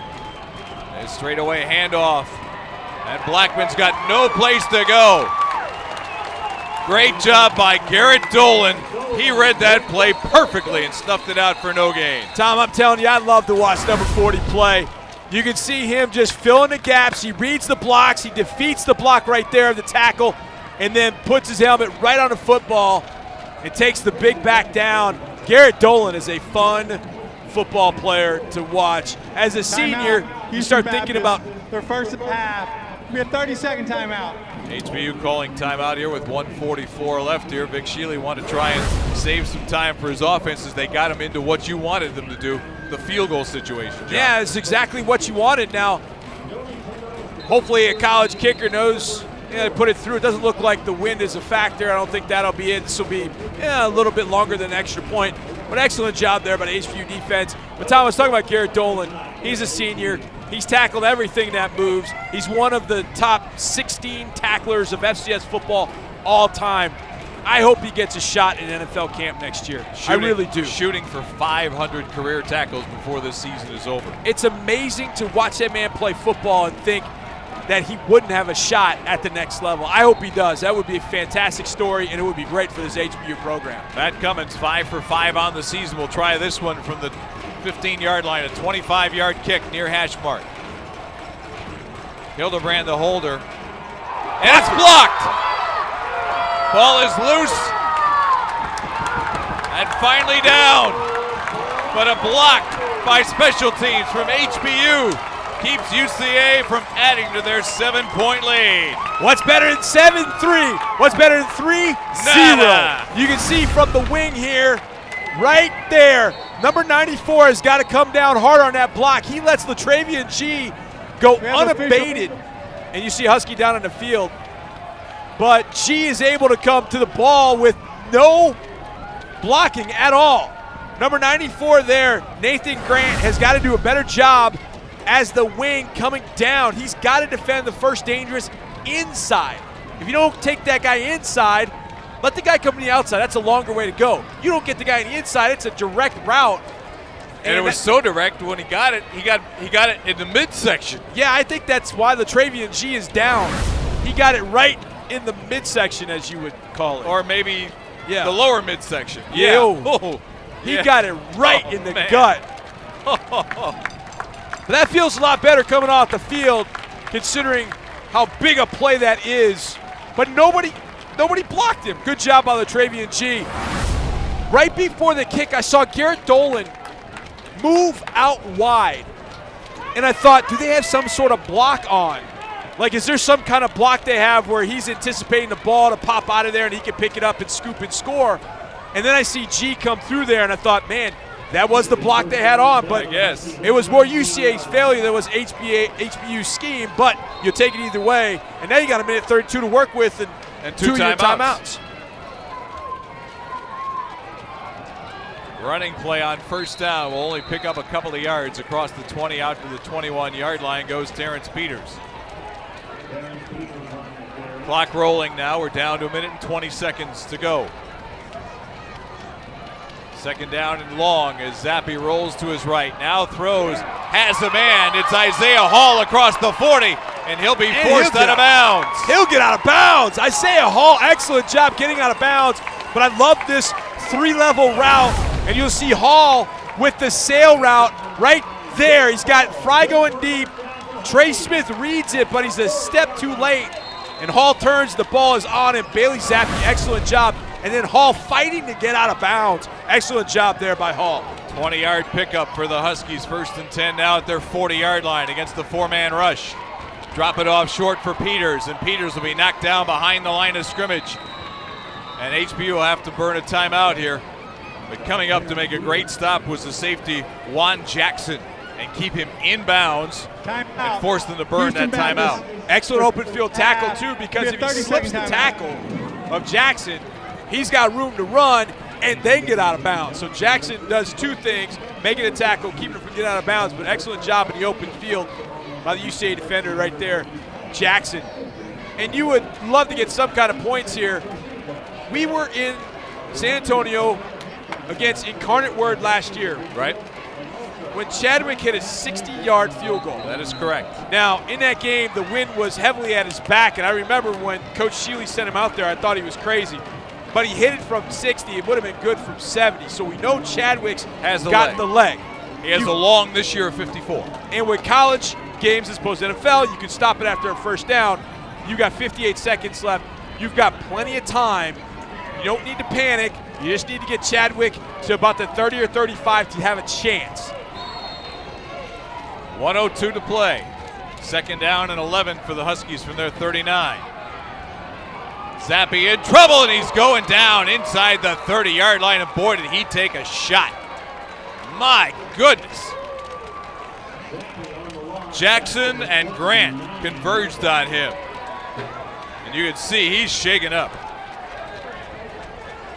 UCA's defensive front brings the pressure, and it's just a 4-man pressure, but you see a little stunt there by Chambers looping back into the B gaps to get there. Tried to throw the screen, and they were all over that too. And Zappi is going to be grateful to see the halftime come over here so he can get off the field and get in the locker room and recover from that shot he took from Eric Jackson. Wow. You'll see Zappi take the shot right here. Chambers came free, but as he stepped up in the pocket, he took a huge shot from Eric Jackson. It was a defensive end on that other side. And then on that screen pass, the unfortunate aspect of it, there was nothing there. Zappi had to throw it away. And in throwing it away, it stopped the clock. And now UCA, with timeouts left, they're going to get the ball here with probably good field position. You can see he's still struggling to get his breath back after taking that huge shot from Jackson. Whoa, man. So now it'll be Number up. 11 in the offense. It's loss of down. And so throwing that screen away. Yeah, they're calling intentional grounding. Intentional grounding, so lost it down, but that's not really the big aspect of it. They were going to punt anyways. Well, it's the loss of yardage, though. You lost 11 more yards, so now you're back at the 18 instead of the 29. And you stop the clock. Now you give UCA a shot. Trey Smith is deep. Guzman with another wobbler. Taken at the 40-yard line by Smith. Flag is down. Smith trying to go to the far sideline. Slipped over one guy and goes down at midfield, but checked the penalty marker. Looks like we might have a block in the back on UCA, which will move UCA back. 17 seconds left. They've got all 3 timeouts. Try and throw a deep shot over the middle. Maybe set up for a field goal attempt or maybe a Hail Mary. Block in the back. Return team number 16, have a 10-yard penalty from the foul. First down. I think he said 16, Trey Mosley, his microphone cutting out a little bit. But with 17 seconds left in the half, the Bears will have it at their 35-yard line. As you mentioned, they have all 3 timeouts, so they can be a little bold if they want to. They have a 7-point lead here. But it doesn't look like they'll do it. Yeah, it looks like victory formation because they're sending Roman Gordon back to the 20-yard line just in case. Can I get on my soapbox just real quick about the victory formation? Sure. Why don't you put your fastest defensive player back there? Because why do you put a guy back deep? In case something bad happens. Right. Well, why would you put a receiver back there? He didn't know how to tackle. Why would you put your fastest defensive back there? I've never understood that. Okay, I'm off my soapbox. And why do we have the victory formation? We can thank Joe Pisarcik for that. Yeah, you got that right. You got that right. But what a first half we've had here. Back and forth between UCA and HBU. The Huskies drawing first blood. A couple of touchdown passes by Hayden Hildebrand that have given the Bears the lead at 14-7. And we're going to try and get a word here with UCA head coach Steve Campbell before they get off the field. Maya Golden has gone over to retrieve him. Now we got to get him into camera range. But I'll tell you what, have to be impressed with the way that HBU has come out here and not been afraid of the best team in the Southland Conference. Yeah, in their no first doubt. home game. No doubt. HBU came in with a solid offensive plan. They've executed. We've seen a lot of young guys, true freshmen, step up and make plays. The defense has hung in there pretty well. And this game should be 14-14, should be 17-14. The missed opportunities, I would imagine, are things that are going to haunt Coach Shealy and that staff. But get the ball to start the second half. Go get Zappy calmed down, and hopefully he's okay after that big shot, and get back to doing what you did in the first half, and you'll have an opportunity to move the ball down the field. I don't think we're going to get Steve Campbell, so we'll go to break here. We're at the intermission. It's UCA 14, HBU 7. Halftime activities from Husky Stadium will follow this timeout. NCAA Division I FCS football is a game of perseverance, integrity, passion, character, and sportsmanship. As he works to honor the game, every FCS student-athlete grows in his responsibilities as a student and as a member of his campus and community. Dedicated to personal growth and success in the classroom, the NCAA Division I FCS, every down, every day. Here I am back at UCA. This is where I got my start. Acting in plays, studying literature, writing scripts. Campus has grown so much in the last few years, and the technology is incredible. UCA is where I learned the craft of storytelling and got ready for a career in New York and LA. That's how I got here. Go here and go anywhere. Go UCA.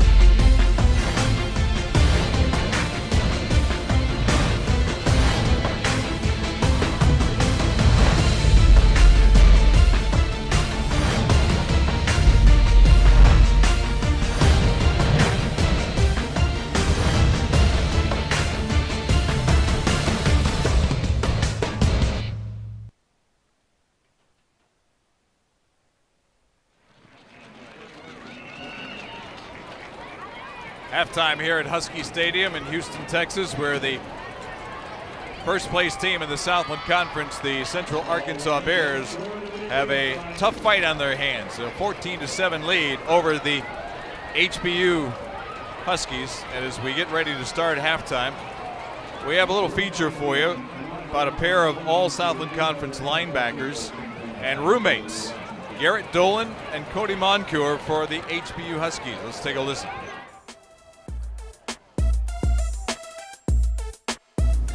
I mean, at first, no, but I mean, it instantly clicked. I mean, other people knew, we knew, you know, we watch a lot of movies.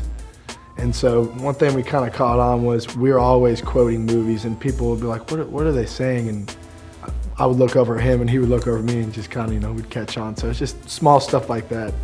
You could easily tell that we were forming something special.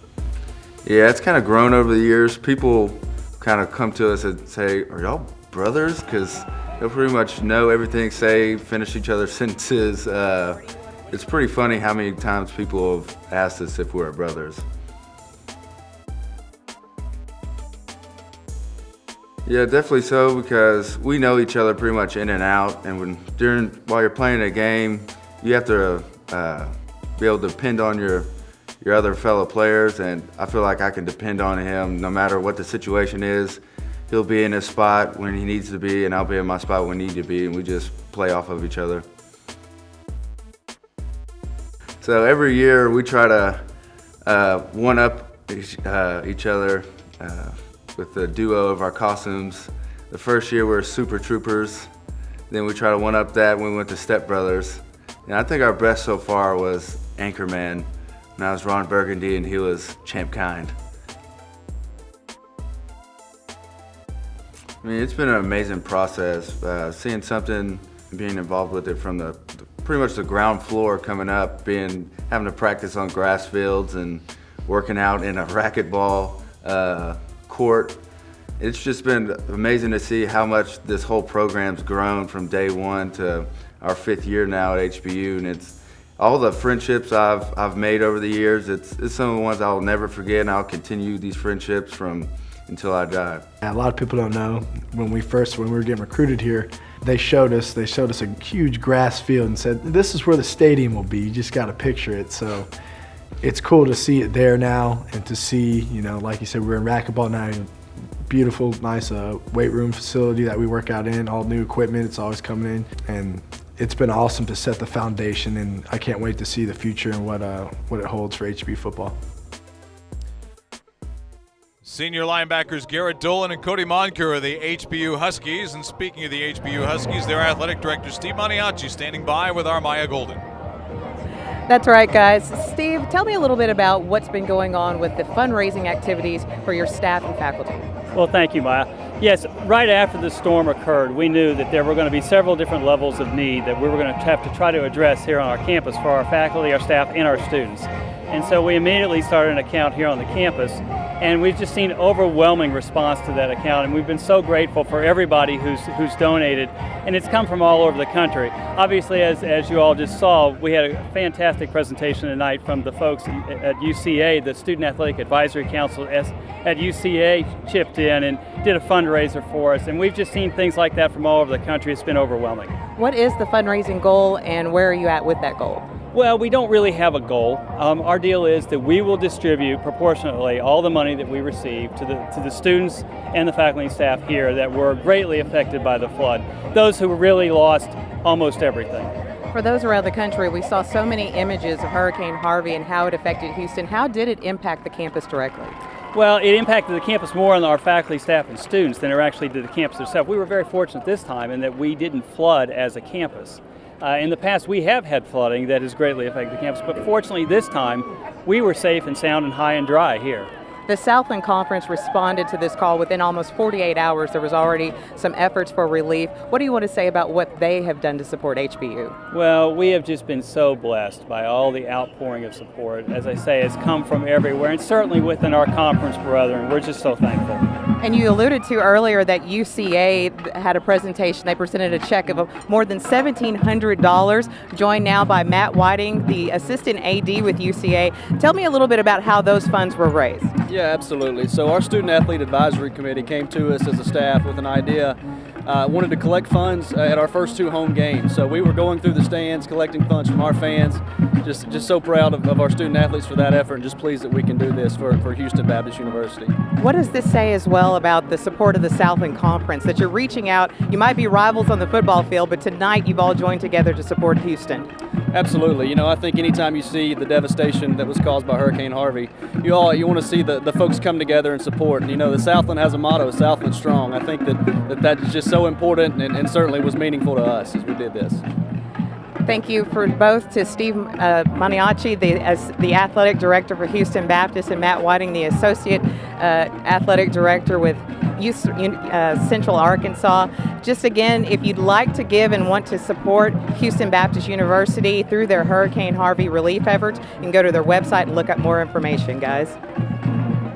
That's right, Maya. Thanks very much. Appreciate it. Great news and great to see the Southland Conference standing strong there. And we got a strong football game tonight. The 3-0 UCA Bears, only a 14-7 lead over the 0-2 HBU Huskies here at the intermission from Husky Stadium. If you'd like to donate more, donations accepted for the Relief Fund by going to hbu.edu Relief Fund and find out more. And we thank you for your contributions. Halftime continues from Husky Stadium after this timeout.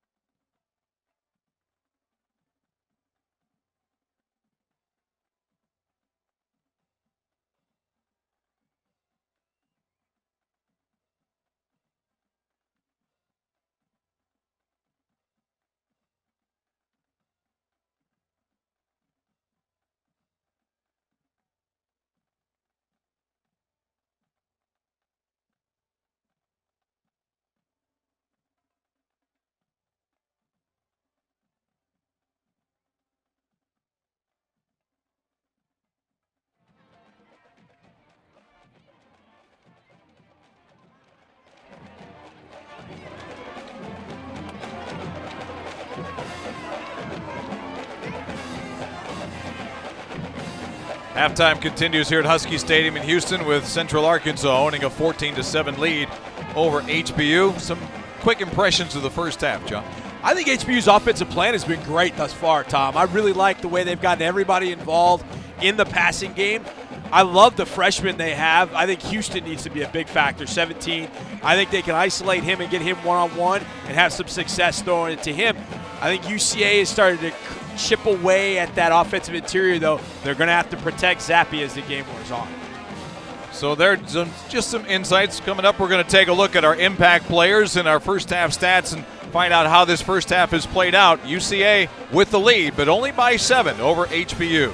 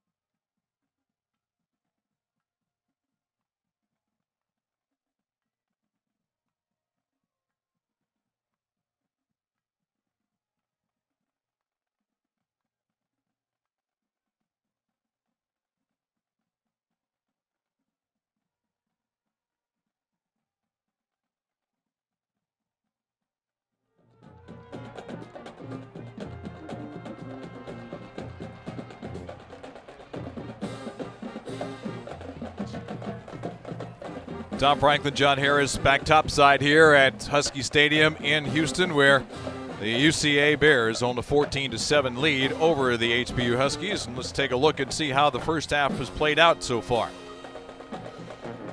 HBU drawing first blood. First nice little pass on the wing for James Brown to get them going in UCA territory, and the drive was capped off by this very tough 7-yard run from B.J. Kelly, carrying bodies with him into the end zone for the score. But UCA would answer. Brandon Cox slipping a couple of tackles and turning what seemed to be an innocent little pass in the flat into a 28-yard gain. And the very next play, Hildebrand finds Roman Gordon. And Gordon will lean for the pylon and tie the ball game up at 7-7. Next Bear possession, Hildebrand again, this time to Brandon Myers. And Myers pulls away from the defense with outstanding speed. Gives them a 14-7 lead. HBU comes back, but that drive snuffed out by an athletic stop by Trey Smith.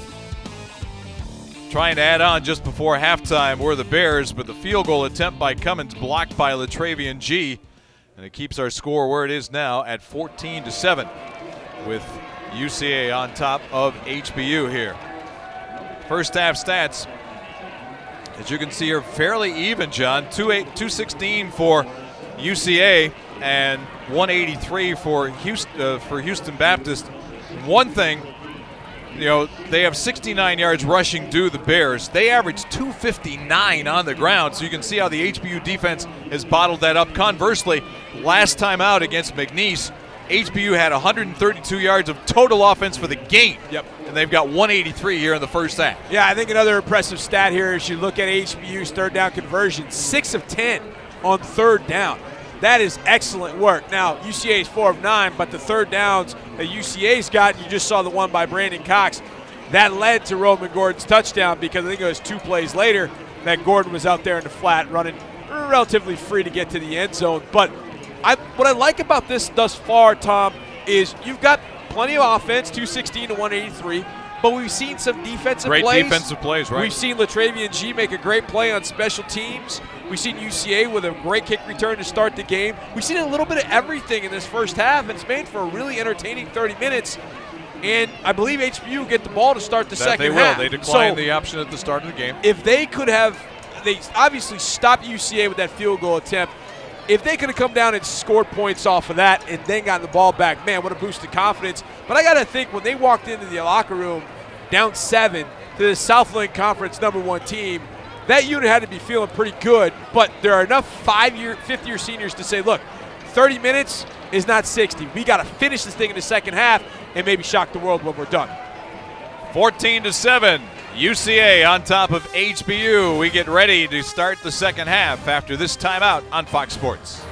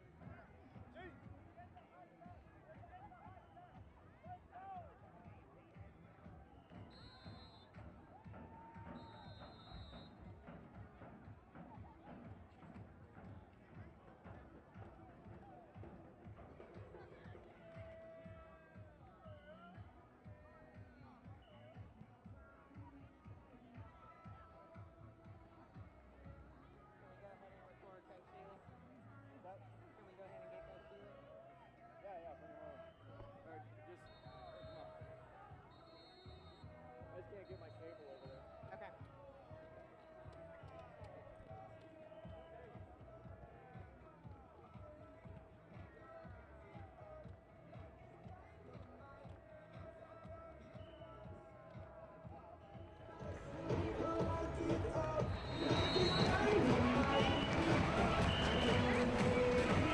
14-7, teams returning from the locker room to get set for the second half here at Husky Stadium in Houston. UCA with the lead. And let's go down on the sideline. Maya Golden has HBU head coach Vic Shealy. Coach Sheila, your team is only down by 7 points right now. Your defense has made some big plays. Your special teams with a big play. What adjustments are you going to make in the second half? Well, I think offensively, I think we're doing a really good job with our run-pass blend and a lot of things we're doing there.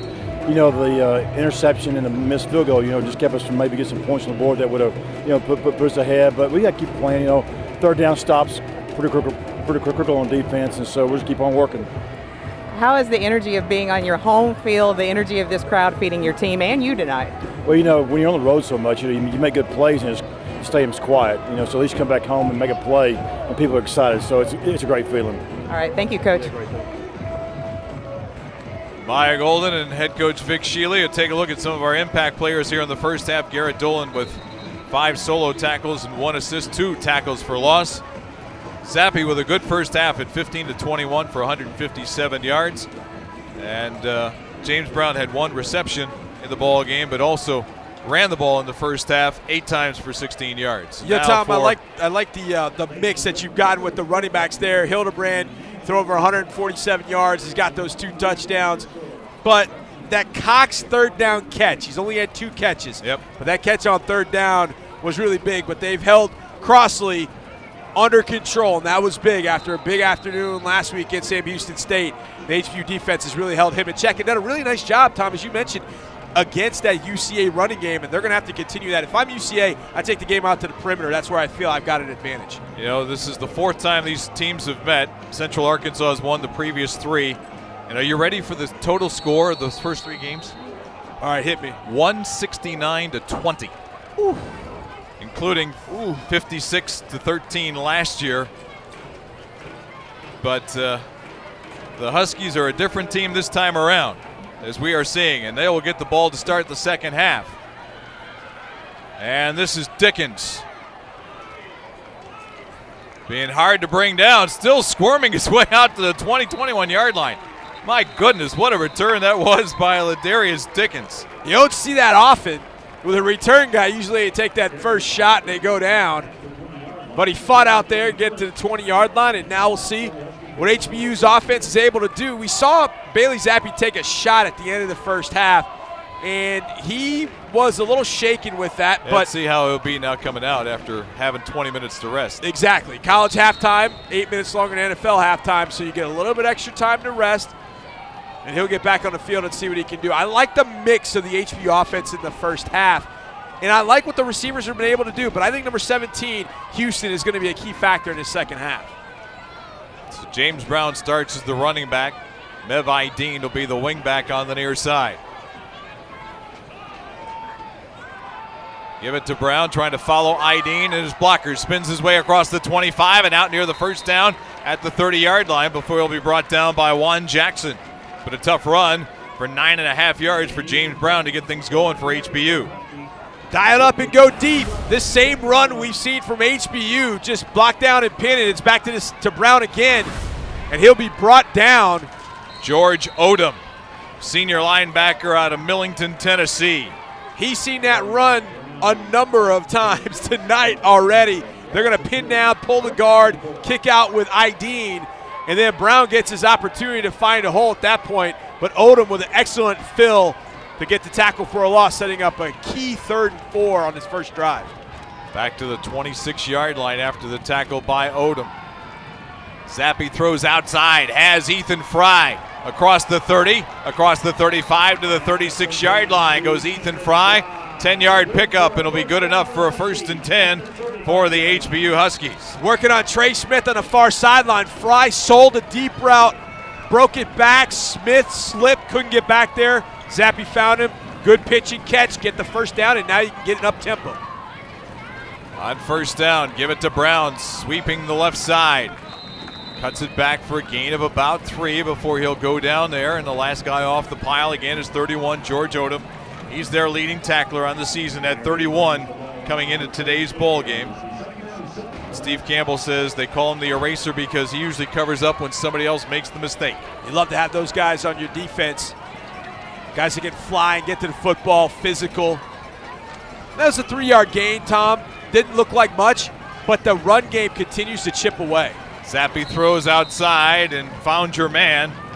Dennis Houston, but Houston was on his knees when he made the catch at the 42-yard line, so the play stops there, and it will leave the Huskies with a 3rd and 3. That's not a bad situation to be in if you're HBU on 3rd and 3. You still have everything really at your disposal. I know it's 3rd down, but we saw 6 for 10 in the first half. They picked up one there to Fry. Now they've done a nice job with the 3rd down situation. So 3rd and 3, still dealer's choice. Zappi fakes once, throws on the outside. Tua Masaga, the tight end, with a catch, and took a shot out of bounds from Raphael Garner. I don't know who took the shot. Look more Tua like Masaga didn't bother him at all. He's over there flexing, going back to the huddle. that was like a gnat hitting an elephant. But I'll tell you what Bailey Zappi does. We'll talk about this in a second. The flag back here at the 40-yard line. Hands to the face, 91, defense, 15-yard penalty added to the end of Javion Williams, the man guilty of the penalty, so the ball goes up to the 50 plus 15 more. Zappi was going to make the throw, but he had to bring it down. Look at Tua Masaga just run over Garner. And that, when you do it on your sideline, every guy in blue right now is jacked so high. They saw that and they're like, yes, that's the kind of play that gets you believing that you can win this game. 1st and 10 now inside Bear territory. Zappi rolling right. Throw it on the sideline. Is Hall in bounds? No, they say he was out of bounds. Tried to keep his feet in bounds, but was ruled out of bounds on the sideline on the 1st down throw. Nothing there. Hall just circled up on the other side, on the far sideline. Nothing there for Zappi. Just try to stick it in there and steal a few yards, but Hall got his toes on the sideline, sitting up 2nd and 10. HBU took the second half kickoff at their 20-yard line. Have marched it forward 55 yards to the 35. Zappi swings it out. This is Mev Aydin, and he lost his footing right as he was trying to put a move on Trey Smith, and will go down at the 32-yard line. It'll leave the Huskies 3rd down and 7. Tom, we've seen HBU run this play a number of times tonight. They take the outside receiver, and he cracks on the man that's covering Mev Aydin. It essentially turns into a screen pass so you can block downfield, and Aydin just goes right to the flat. Zappi hits him, and then he can turn up and make something happen. Now, he slipped there. If he keeps his feet, he's going up against Trey Smith, who he's got a definitive advantage against. On 3rd down, Zappi's going to launch it deep for Houston, and it's intercepted. Intercepted by Robert Rochelle, a freshman out of Shreveport. Rochelle with great coverage on Houston down the field. Zappi's going to take a shot right here. Doesn't get it out far enough, and Rochelle is able to pin Houston back in the sidelines and just blocks him out and come up with the interception. You wanted to go down there and score, there's no question, but UCA's got to work out from its 3-yard line at this point, but the offense was moving so well. I'd like to see them work underneath a little bit more. I appreciate the shot to Houston. I've been talking about that, but Zappi just got to throw it out there and give his guy a chance to catch it. Rochelle never gave Houston that opportunity with his coverage. Nice job there by Rochelle. So the ball at the 3-yard line in UCA territory as the Bears ward off another attack for the Huskies. We'll take it for the first time here in the second half. Running play and stumbling out close to the 5-yard line is Crossley. And they've done a nice job of keeping him under control in tonight's ballgame, John. They really have. Latravian G comes up from the safety position to make this tackle, and he looks like he gets held right before he's about to make it right there by Roman Gordon. Was not called, but HBU's pursuit to the ball keeps that at a 1-yard gain. And I believe Crossley is still under 0 yards, maybe -1 on the game. He'll get another handoff, and he's going to be thrown for a loss back to the 3-yard line. He is not adding to that total right there. Tom, I think UCA, and I understand the concept of being back in deep, but UCA, if it has an advantage offensively, is out on the perimeter. And they're not getting out to the perimeter. They keep challenging HBU on the inside, and even though UCA's got a huge weight advantage on their offensive line, HBU's defensive front is stout. They're not moving it. UCA's got to get to the perimeter if they want to move the football. From his end zone, Hildebrand tries to throw, and there was nobody there. Brandon Cox closest to it, and he was upset at something, whether he thought he got held up by one of the defensive backs on his pattern, or it's exactly what he's upset about. You see Nicholas Smith didn't really grab him. I'm not sure what Cox was upset with there. You saw Steve Campbell on the sideline get upset with the officiating, thinking that he did get held, but Nicholas Smith didn't grab him. That was excellent defense to force Cox to the inside to where his help was over the top. HBU's defense needed a 3-and-out, and not only did they get a 3-and-out, they got a dominant stop. Patrick Ponder will kick it away, and see the big brace on his right kicking leg. From his own end zone, sends it. Fair catch called for, dropped! But fortunately, it's a good thing HBU had 2 men back on the punt coverage there, because Brandon Taylor was Johnny on the spot. Recovered by Houston Baptist. Timeout. But HBU gets the best field position it's had all night. This is what it needed. Now it needs to go down and put it in and tie this ball game. 10 minutes, 18 seconds to play third quarter. It's still a 7-point lead for UCA over the HBU Huskies.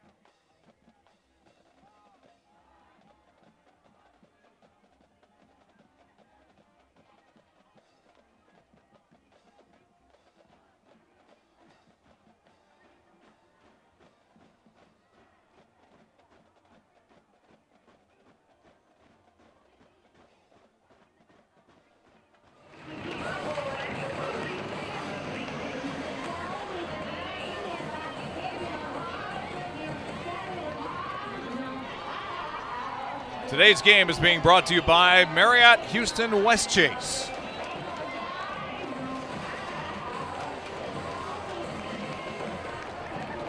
We thank them for their support. The theater here on the campus of HBU. One of the great panoramas around this. You come to find Houston universities, the University of Houston's campus, Rice's campus, HBU's campus, all very, very scenic and got some great buildings on them.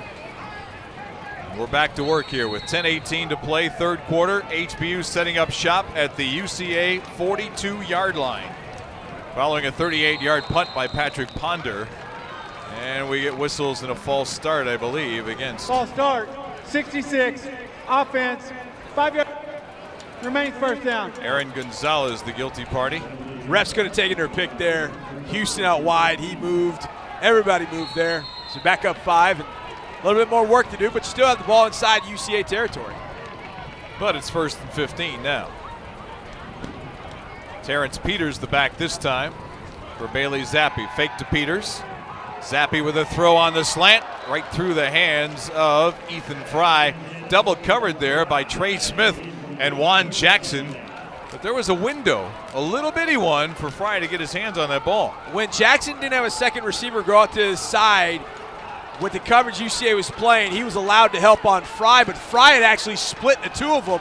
If he catches that, he might have been, if he broke a tackle, he's gone, and it's a tie ball game. 2nd down and 15, delayed handoff. Peters trying to make something happen with his speed around the corner. It'll be tripped up as he gets to the 44-yard line. James Graves, senior linebacker from Bassfield, Mississippi, out to force him out of bounds. We talked, Tom, this week with Steve Campbell and Vic Shealy. They talked about the UCA linebackers, and they said they're a bunch of lunch pail guys.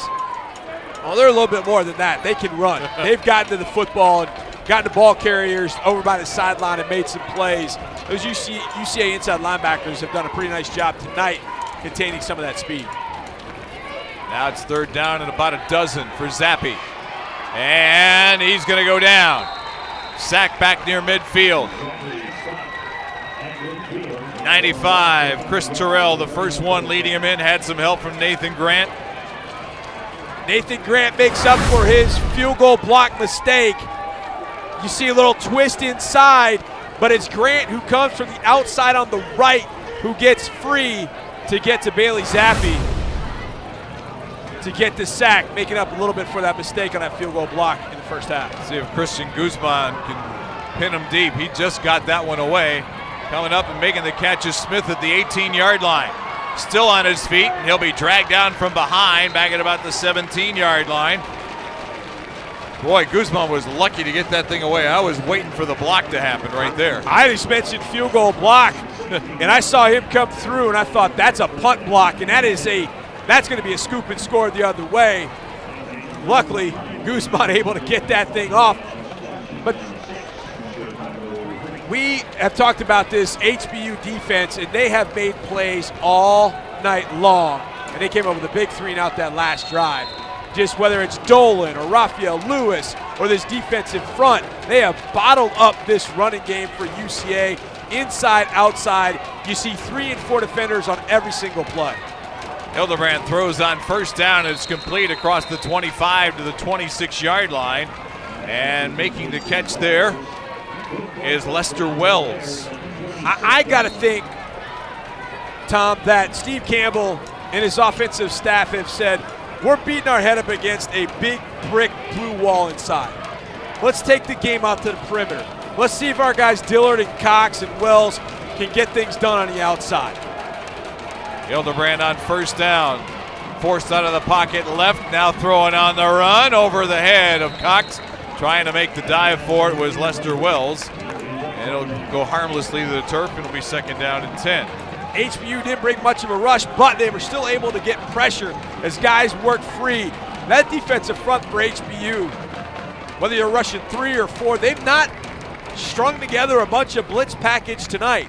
It has been 3 and 4 guys winning one-on-one or even 2-on-1 battles throughout the night to get pressure on Hildebrand to stop the run. That front has done a whale of a job for HBU's defense. On 2nd and 10. It'll be the jet sweep for Battle, and he'll be brought down for a loss. Guess who? Another tackle for loss for Garrett Dolan. Give me some of number 40. That guy is, I said earlier in the game, he was one of the best FCS linebackers. Just watch him flow to the football. He reads the running back, and he is there before the running back can even make any cut whatsoever. Dolan not only is such a great linebacker, you see the speed and the quickness and how fast he plays. His football IQ, Tom, is off the charts. Yes. He's just a gym rat. Watch his film. I mean, he is just wonderful to watch. On 3rd down and long, Hildebrand going to throw it long, has a man Golden, but it was underthrown at about the 44-yard line. Golden had worked his way free, but the ball could not get there as Hildebrand couldn't get enough oomph on it going to the far sideline. Not able to step into it as HBU's rush got to him. You see there number 45 making the rush. Vajon Wallace not able to get to Hildebrand, but did just enough to disrupt that throw. Again, another freshman making a play, Vajon Wallace. Now back to punt again, Patrick Ponder. Ponder sends this one very, very high and wobbly. Fair catch called for and made just inside the 40-yard line. And that was Brandon Taylor making the fair catch, and HBU still in pretty good field position.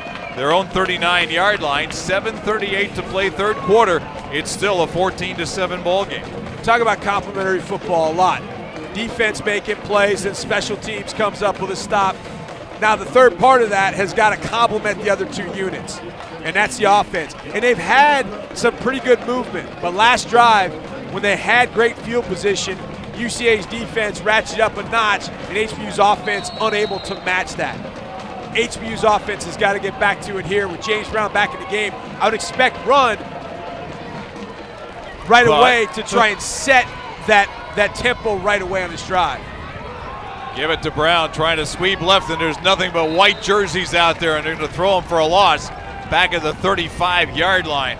My goodness, were the white shirts over there in a hurry. Chambers leading the charge from his defensive end spot. See James Brown go into game, and you're thinking they're going to get him the football. And that's what UCA was thinking, and they just took a dead read on it. And if the offensive staff for HBU, obviously seeing that, hey, Bailey, let's work a bootleg off of that. Let's work zone read because they're dialed in on number 9 or number 8. That zone read might be there later in the game. Second down and long. Zappi in trouble. Chambers forces him out of the pocket, throws on the sideline. Caught there and be forced out of bounds at about the 38-yard line. The catch was by Ethan Fry. So they got only a couple of yards back. And it's going to be 3rd down and 11 from the 38. Zappi making it happen, making a rush and miss. Chambers came relatively free off the left side. Because he came off that left side, Zappi was able to see him, break down, get outside the pocket, pick up a few to make it 3rd and 11. Under 6.5 to play now in the 3rd quarter. Brown shifts left shoulder. And they were trying to set up the screen, but Brown wasn't looking for it. It went zipping right by him. He and Gertie were both over there. Gertie was the short man and Brown the back man, and neither one was looking for the football. I think UCA knew what HBU was going to do, and HBU didn't know what HBU was going to do. You saw the safety come late. He either saw something on film, saw something on that particular play, but he was screaming before that ball was even snapped, and he was not coming on a blitz. He went right to the receiver.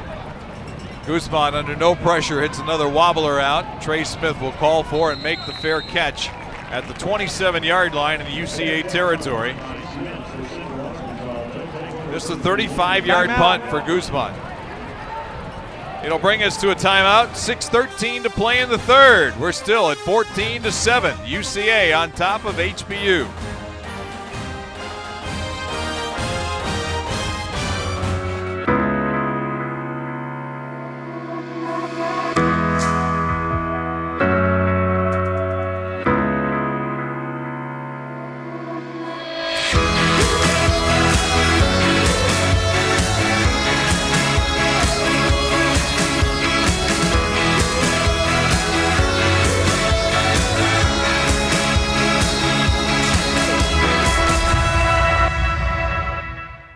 Have you been thinking about diversifying with gold but don't know how?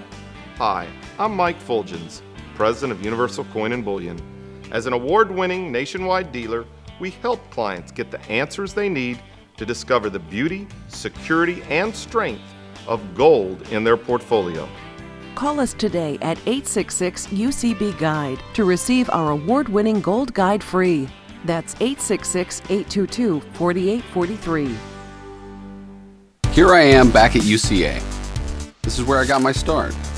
Hacking in plays, studying literature, writing scripts. Campus has grown so much in the last few years, and the technology is incredible. UCA is where I learned the craft of storytelling and got ready for a career in New York and LA. That's how I got here. Go here and go anywhere. Go UCA.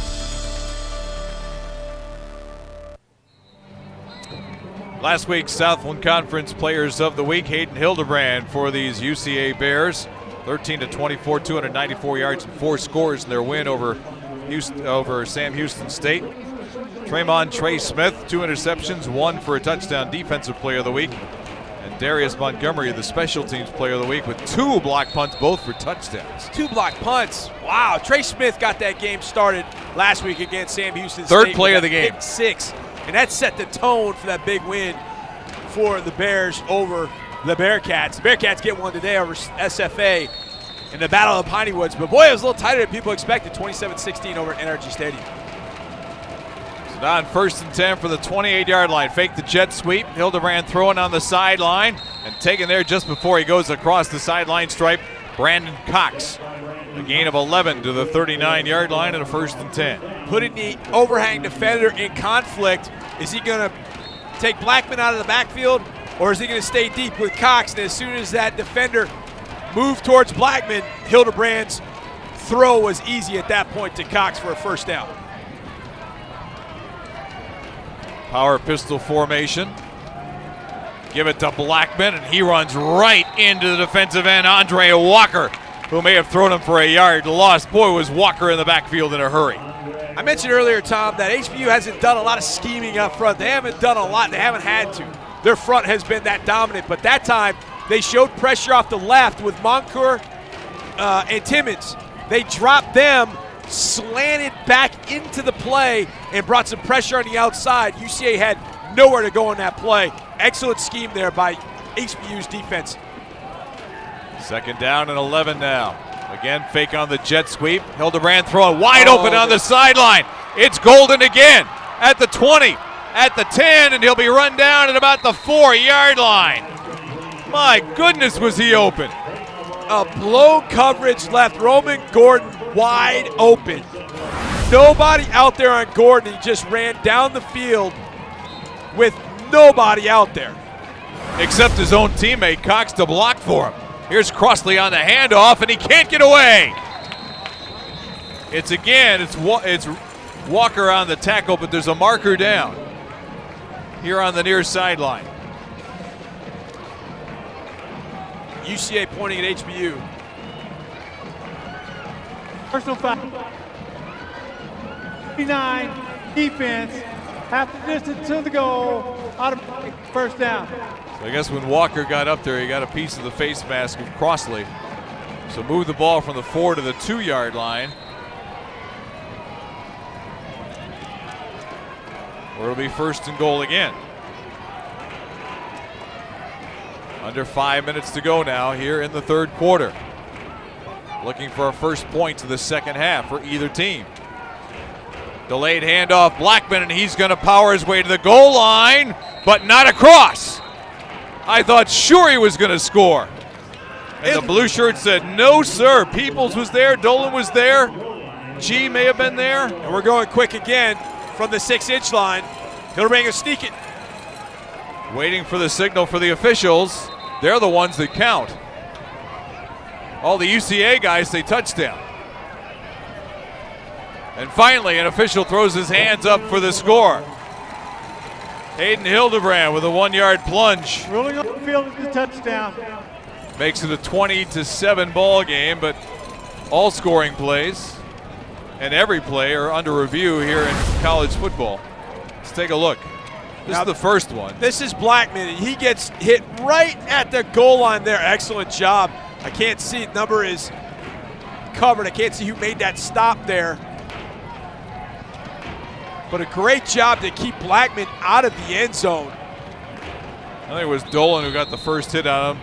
Cameron Lacroix came over to help out. Raphael Lewis was there as well. And then on the quarterback sneak, Hildebrand just got it over. Barely. Got it to the stripe. That's all you need. Cummins to try and tack on the point after. Cummins is the holder. Or Hildebrand the holder, rather. Cummins puts it through to make our new score. UCA 21 and HBU 7 with 4:12 to play here in the 3rd. UCA gets a gift. I mean, it's a touchdown. You work for all your touchdowns. But Roman Gordon is left wide open on the other side of the field. And one of the ways that UCA, and I say this a lot, when you see something in the first half and you're a coaching staff, you make a note of it. Earlier in the game when UCA ran a jet sweep, the defensive backs for HBU were flying to the football. Yep. They faked that jet sweep, and you see Dominique Barnett, I believe, is the corner on the far side. When they fake this to Crossley, see how he flies in there? Now he's in trouble. That leaves Gordon wide open. As an offensive play caller, offensive staff, you write that down and say, defensive backs are flying up on jet sweep. Fake the jet sweep, we'll have somebody open. That's exactly what happened. They got aggressive, which was part of the game plan, but UCA's coaching staff made the adjustment, and it paid off with a big gain there to Gordon. Cummins now to kick it away to the Bears, who have their biggest lead of the night at 14 points. And they'll hit it to the goal line and out of the end zone. And the Huskies will take it at their own 25-yard line with 4:12 to play here. Scoring drive for UCA. They don't waste much time with their drives. 6 plays, 72 yards, took a minute 59 off the clock. Okay, can I get on my soapbox again? Sure you can. Okay, that kickoff in the end zone. Touchback goes to the what? 25-yard line. A punt goes in the end zone. Where does that go? 20-yard line. Okay, why? You'll have to ask the big guys. I just this baffles me. It baffles me. A touchback should go to the same yard line. Punt, kick. Makes perfect sense to me. I'm going to be with you. I'm going to be with you. All right, I just got to know you're on my team. On this one, I'm with you. I know. You're with me on most things. So. 1st and 10. Zappe throws over the middle. Has a man across the 35. It's Tua Masaga, the tight end, with another catch. He's out to the 37-yard line for a pickup of a dozen. Nice old pop pass. Fake the run to Peters just to draw the defense's eyes that way. And Tua Masaga gets up the seam, and a quick throw gets him there. Going with tempo and breaking tackles. Terrence Peters gets across the 40 to 41-yard line with a tough run. HBU's offense has got to respond. It's not something that it's done tonight other than that one drive. They've got to put points on the board. Now they look confused. Well, they come with a triangle near side. Ball is tipped. And almost intercepted, and getting the hands up is Chris Chambers, and we've called his name a lot tonight, John. When that guy is coming off the edge and you're throwing that play, you've got to cut him. You've got to go low and get his hands down. And unfortunately, left tackle right there, number 78, Francis Bangwalanga, is not able to get those hands down, which allows Chambers to get up. All you got to do is just get him to protect his lower half, and that throw can be complete, and then there's nobody out there. You got a big gain.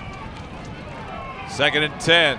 Zappe throws looking for Tua Masaga, and he got chopped and hurt. No gain on the play, but may have an injured player as he just got his legs cut out from underneath him. And the training staff for HBU are going to have to get out there in a hurry and attend to Buddy Tua Masaga, 6'5", 256-pound senior tight end from American Samoa. Came in with 3 catches on the season. He had more than that tonight than he's had all year long. Yep, and you'll see defensive backs when you're at a disadvantage, 60, 70 pounds in some cases against a tight end. You got to get him down in any way possible. And Jalen Lofton goes to take him out, because if Lofton is going to try and tackle him straight up, Tua Masaga runs him over like he did to a UCA linebacker. And so at that point, he goes low and takes out Tua Masaga.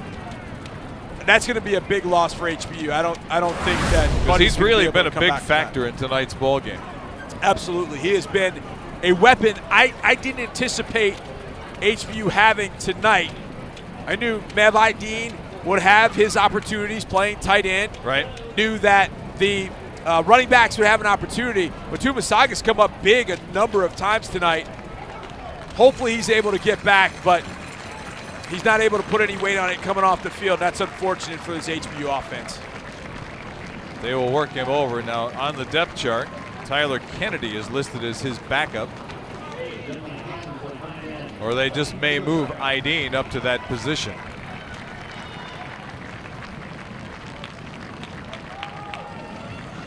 And it'll just limit your personnel packages. But it's what 4th you down, do. so it doesn't really matter right now, because we won't know until the next time. But Guzman needs to hit one here. Come on, Christian.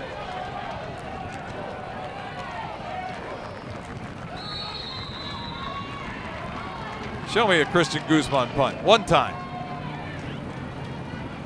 Nope. Another knuckleball. Hits it around the 25, going sideways, and they'll finally down at 27, 28-yard line. Ball was touched down there by Jesse Krieb. And with 3:16 left, UCA will go back to work. Now with a 14-point lead at 21-7. HBU's defense obviously needed a little bit of a rest after that drive. I know it's a quick drive, but the offense needed to pick up a couple of first downs to keep that drive going, not only to get back in the game down 21-7, but to give this defense a little bit of a rest. Eventually, UCA size up front, their perimeter players. You just don't want the dam to break here. This is obviously a hugely important drive for this defense to keep them right where they are, see if that offense get back in the field and do something. Play fake throw, caught by Dillard across the middle. Try to strip the ball from him, but he's going to maintain possession and probably have a first down to about the 38-yard line. We got a flag on the other side of the field, and Steve Campbell is not happy. I think this is an eligible man downfield. I think one of the linemen got downfield. It's my guess. An eligible receiver. One of the 70s, but they got a bunch of 70s on that offensive line. So I can't pinpoint one. 4 of the 5 guys wear 70. You can see Steve Campbell saying, we faked it and threw it right away. How can that lineman get beyond 3 yards downfield? A timeout. Injury on the field. Now we've got an injured player for Central Arkansas. Looks like that Jakari Dillard, who caught that pass, and looks like who that might be.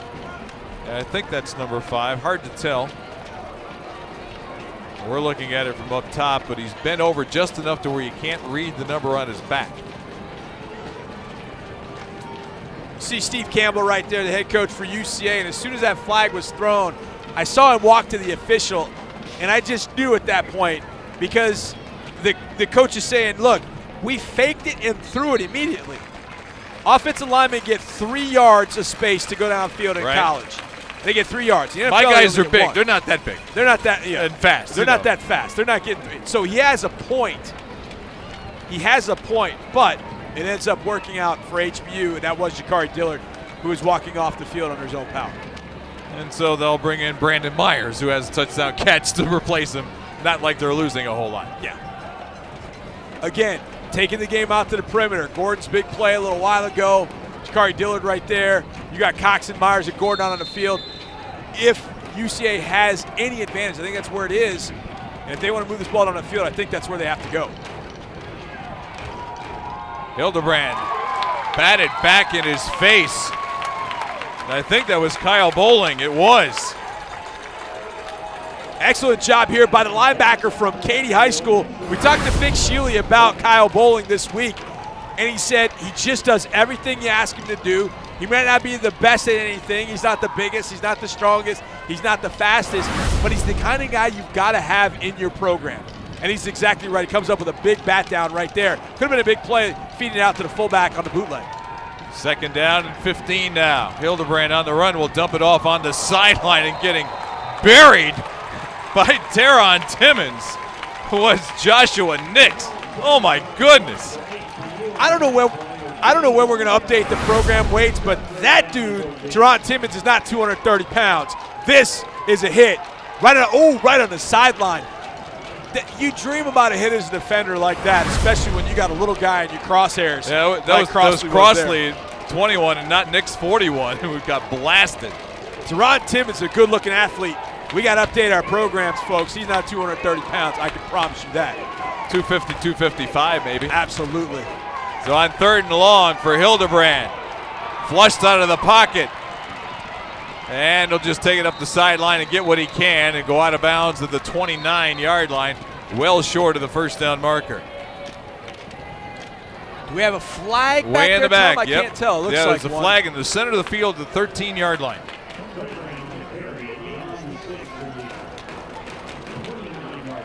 Now, this will be interesting if it's holding, because do you walk him back 10 to the 13-yard line and make him do 3rd and really long, or make him kick the ball away from the 29? You trust your defense. They come up big all night. I think you move them back. This could be, and the ball's sitting at the 29. If you take the penalty, we'll see what happens. Holding. It's 4th and 8. Offense.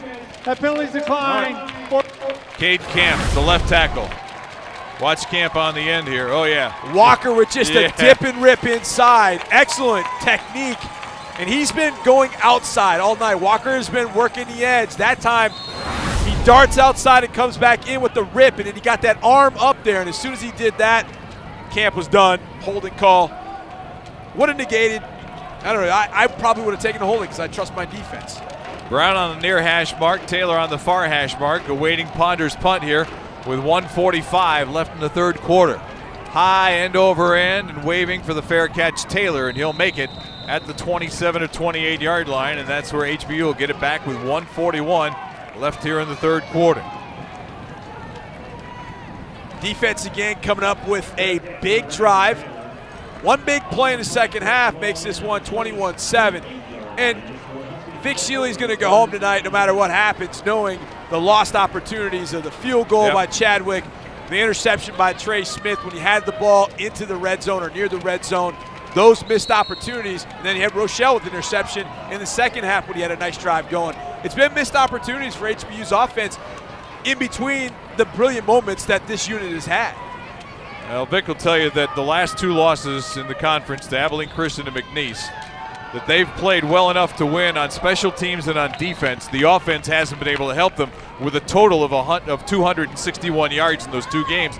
The offense has been much better tonight, but they've only gotten 7 points on the board. Yeah, absolutely. And with a group of young players, you expect there to be some ups and downs. You just hope that your kicker can pick you up and that you make a play at some point and make a big play. Oh, spin cycle, Terrence Peters. Double spin on that one. First to the left, then back to his right for a 3-yard gain to the 37, where it's going to be 3rd down and 1 as we hit the 1-minute mark here in period number 3. That looks like the way I used to do it over at Fondy Rec Center when they would let me on the court playing basketball. I give a spin cycle, and then I'd miss the layup. But, I was not real talented. But you are honest. I am definitely that. There you go. There's no doubt about that, Tom Frank. Fry goes in motion. They give it to Peters. He got tripped up, and I don't think he got there. Again, Chambers quick across the line of scrimmage. Also across with him was Nathan Grant. The 2 ends collapsed on that. And depending on the spot of the ball, they're going to bring it in back at the 37. They're going to be a yard shy on 4th down, and the Huskies offense stays out. Quarterback sneak, and they just shove Zappe forward, hoping to get him to the marker. Boy, this is going to be close. It's going to be very close. Okay, there's a long forgotten rule in football. Now UCA is signaling the other direction. It all depends on the spot. They got to get right to the stripe at the 38-yard line. If it's not there, they don't have it. Man, oh man, this is going to be close because it's off.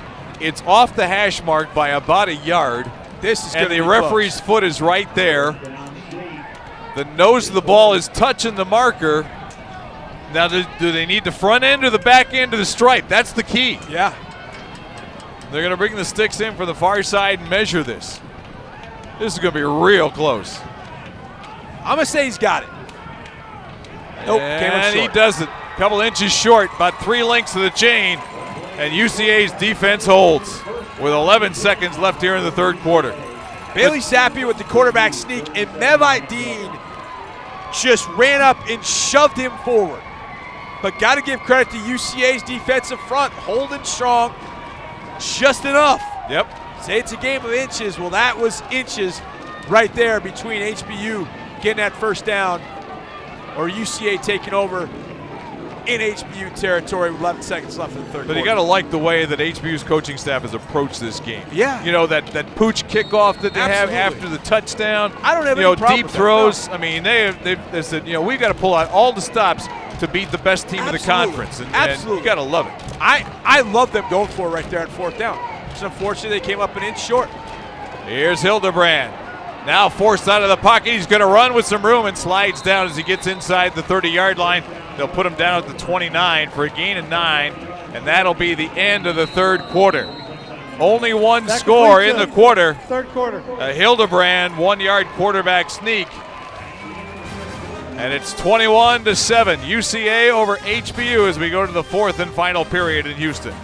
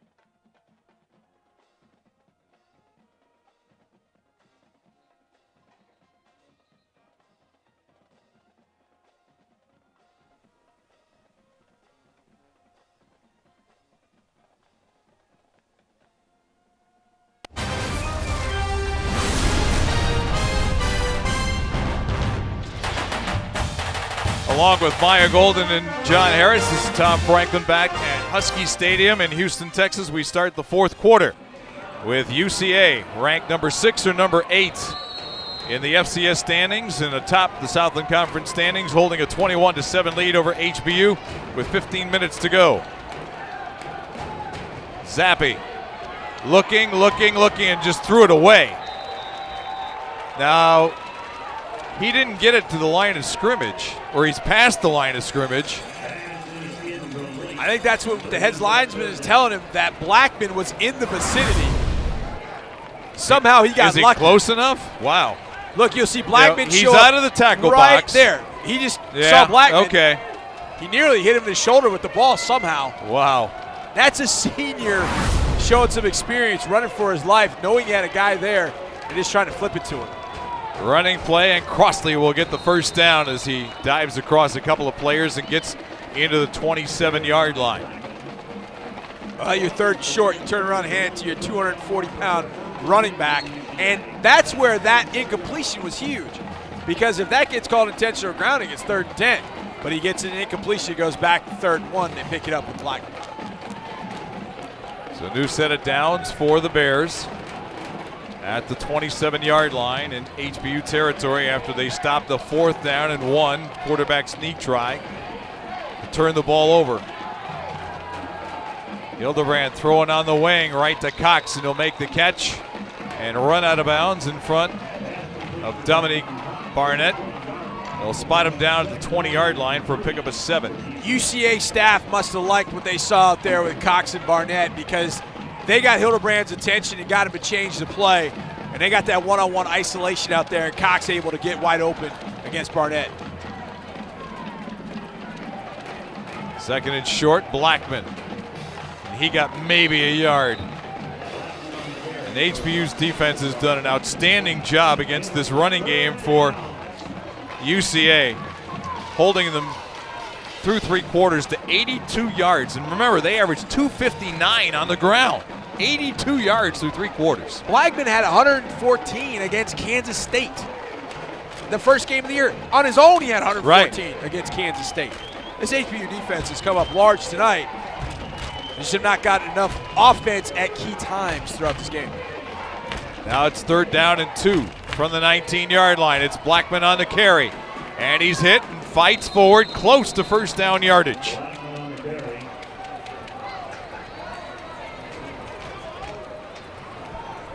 Coming up off the pile. Field. Rolling on the field. The runner is short of the line of gain.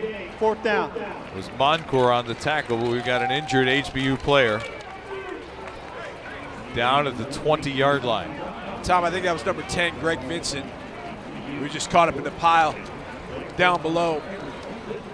And we'll see what that injury is. We've seen a couple of key injuries for HBU tonight. Hopefully this won't be a bad one for HBU. But the one thing that I like about what HBU has done defensively tonight, Tom, is we've seen Garrett Dolan, we've seen Moncourt, we've seen Bowling, we've seen key guys make plays, Timmons, but we've seen a lot of rotation with that defensive front. Some younger guys getting in, making some plays at key times. We see Vincent needing some help getting off the field, and that'll be a big one, because Vincent is a guy who is so strong in the middle of that defense as we take a look at the Southland Conference standings. See Central Arkansas, the only unbeaten team coming into today's game, with McNeese and Nichols. Southeastern Louisiana. Stephen F. Austin pick up the loss today. Sam Houston State beat them. How odd is it to see number 7 next to Sam Houston State's name? That hadn't happened in a How long strange time. is that? Now it's 4th down and 1. Toss it to Blackman. Hit, dives forward, and I think he's going to have the 1st down. Boy, he didn't get that by much. Moncourt again was there, just couldn't slow him down enough. Good job setting the edge by Andre Walker, taking on a tight end and creating a pile, and Moncourt got to him. Came from the backside, but just couldn't slow him down. Just not enough. But great job by Andre Walker to set the edge against the tight end and 2 other blockers to give Moncourt a chance to make a play. A new set of downs for the Bears, who are trying to add to their 14-point lead with 12.5 to play. Here's Blackman again. They're just trying to wear him down with his big, heavy back, but HBU's defense is not going to go away lightly, that's for sure. As an offensive play caller, you love a guy like Blackman. Now, it's not quite the 4-minute drill, but that's really what you're trying to accomplish. You're just trying to pound the ball and wear them down and run clock. And if you put points on the board, that's great. But you just want to run this clock with a 2-score lead, and Blackman is the perfect back to be able to do that with. Take him out, put Crossley in. Fake, throw to the end zone, and incomplete.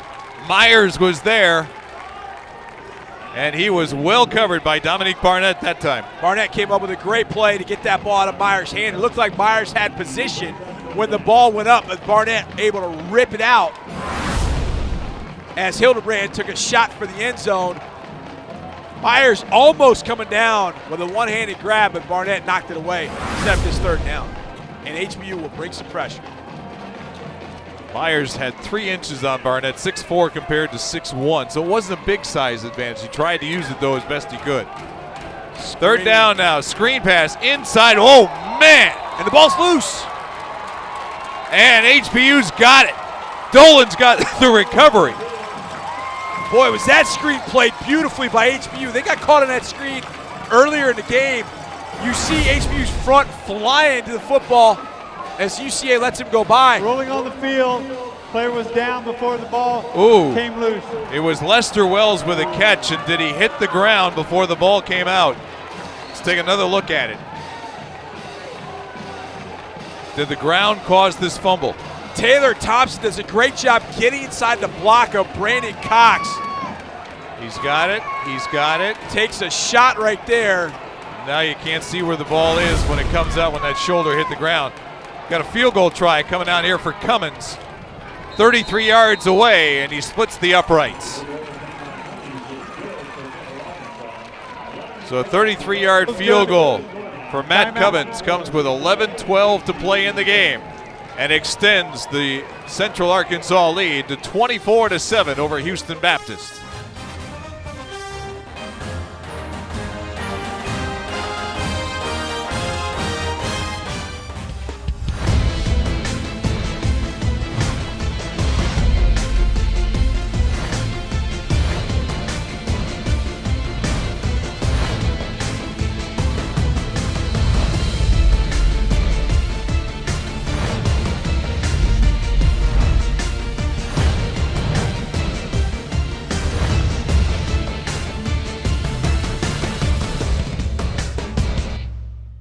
As a mother of 3, I've seen the positive impact sports have on kids.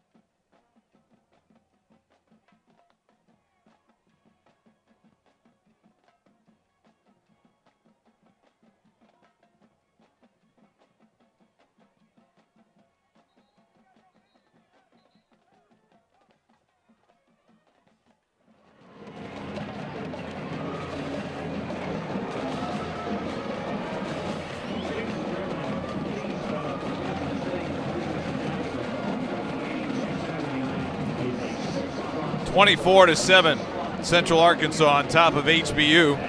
11:12 to play. The Bears going 56 yards on 11 plays, took 3 minutes and 59 seconds before settling for the 33-yard field goal from Matt Cummins to extend their lead to 17 points.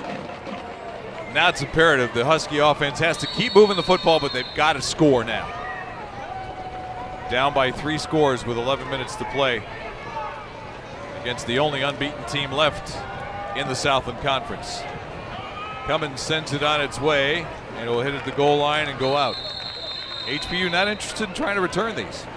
Nope, because a touchback on a kickoff goes to 25, better than the punt. So we've already gone through that already.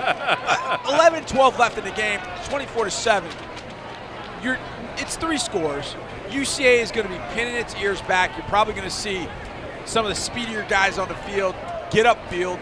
You're seeing Grant make plays. Chambers has been a big factor for this defense. But this is a great time for Bailey Zappi to get reps in a 2-minute situation, because that's what it's got to be the rest of the game. It's got to be a 2-minute situation and treating it as such. These are great rep opportunities for a true freshman, starting for just the 4th time. So it's a huge situation for him. No matter what happens from here on out, it's a great learning experience for the freshman quarterback, Bailey Zappi. He will have James Brown to his left shoulder on this first down play. Swing it on the outside, and Dennis Houston spun right down for just a 1-yard gain. Quickly on the spot was Rochelle, and Rochelle's had a big ball game tonight. These 2 corners for UCA are pretty good. You got the senior veteran, Trey Smith, and then you got Rochelle, who had the pick, but you can see just from the opposite side of the field, he is tall, he's got length. Great technique on the interception he had earlier on Houston when he was covering him one-on-one. 2nd down and 9 now for the Huskies. Swing it out and threw it short, trying to find Isaiah Hall. They had Fry out ahead of him as a blocker, but that time Zappi just rushed the throw, John. I wondered, Tom, when we called the Richmond and Sam Houston State game, and we were walking out of the booth that night, and I said to you, I'm not sure who could beat Sam Houston State. It's going to have to be a defense with an unbelievable secondary. And this UCA secondary is one of the best I've seen, Southland or otherwise, in FCS football. They may have the best athletes on defense of any team in the league. Zappi throwing on the run and could not be brought in at the 36-yard line.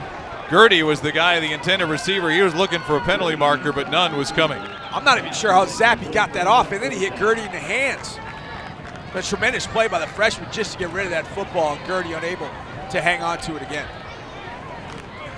You know, the off week has really done Bailey Zappi a lot of good, because he had 2 really tough ball games against Abilene Christian and McNeese, where he was pulled in the second half of both of those games because he was getting down on himself, and Jack Swanson came in.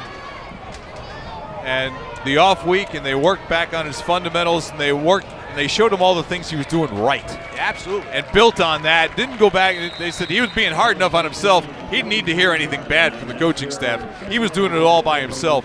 And the technique that offensive coordinator Scott Smith and Vic Shealy have used with this young quarterback has seemed to pay off, because he's a much different quarterback tonight than I saw 2 weeks ago against McNeese. For a true freshman quarterback, the game's between his ears. He's athletic enough to handle this. We've seen that tonight. He's athletic enough to do the things that he needs to do in this offense. The game is between his ears, and maintaining his confidence as he goes forward. That's going to be the big thing. And there are going to be plenty of things that they can show to him tonight or tomorrow morning in film to say, look, keep moving and keep grinding. You're getting there. You're doing good things. A handoff to Crossley. Coming near sideline, and Lewis is there to make the tackle along with Tyler Hilaire running out from the inside. Gain of about 3 to the 26-yard line, where it'll be 2nd down and 7 with 10 minutes to play now.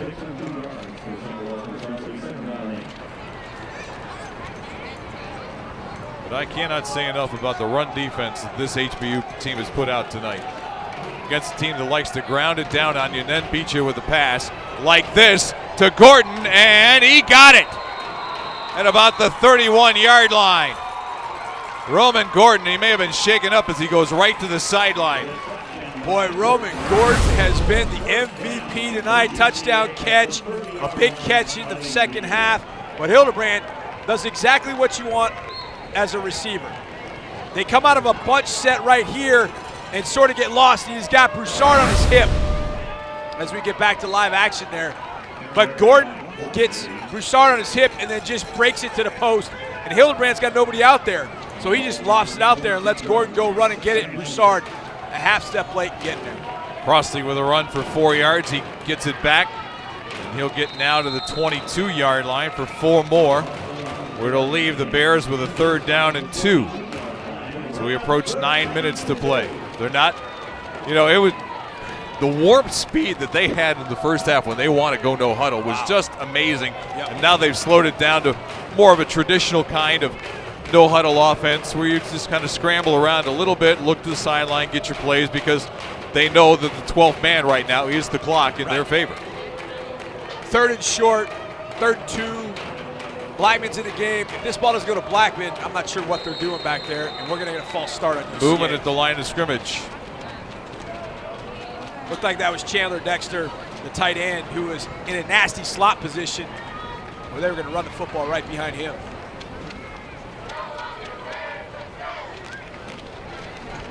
The false start will take it back to the 27-yard line. Remains 3rd down. Make it 3rd down and 7. So what is a nasty slot compared to a regular slot? Well, a nasty slot is where a fullback or a tight end lines up in between a couple of linemen tight to the line of scrimmage. Okay. And you can see it again here with number 41. Now, he's more in a sniffer position, whereas in the last play, Chandler Dexter was tighter to the line where we would consider that a nasty slot. Now, don't ask me why they call it a sniffer position. Okay, I won't. You don't want to know. No, I don't. Hildebrand throws, and it's caught by Wells near the 10-yard line. Lester Wells, the junior out of Natchez, Mississippi. Wells just gets up a seam, and Hildebrand is able to find him, and they're back at the line looking for more. 15-yard pickup on that completion. The running play here will net them 2 more as they hand it off. Tom, we've watched Garrett Dolan play a lot of football. And I'm telling you, whether it's FBS, FCS, NFL, he's one of my favorite players to watch in all of football. In all of football. He delivers a blow. He raps when he hits. He strikes. He is so fun to watch. Coming up with a big tackle there on Blackman. Here's Blackman again over the right side. He'll get inside the 10 to about the 8-yard line. It's going to leave the Bears with a 3rd down and about 6.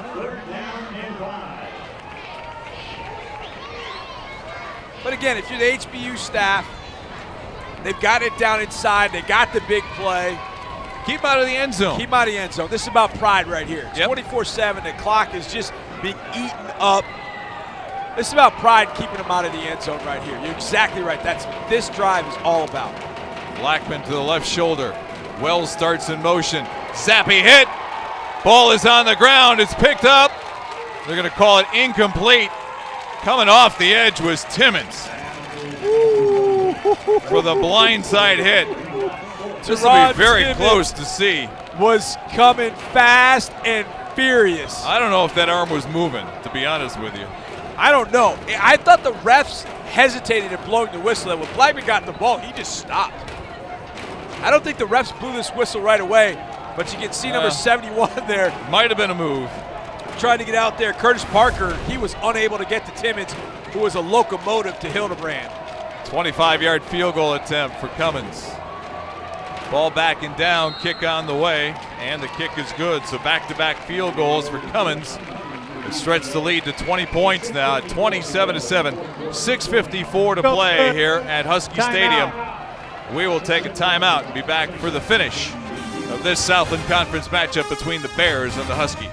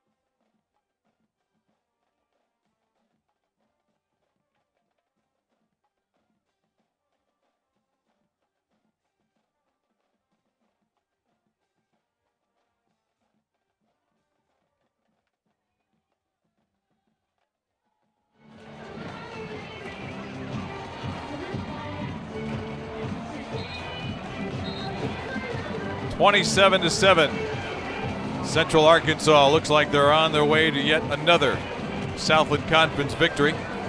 It would raise their record to 3-0 in the league and 4-1 overall. Their only loss being the season opener to Kansas State.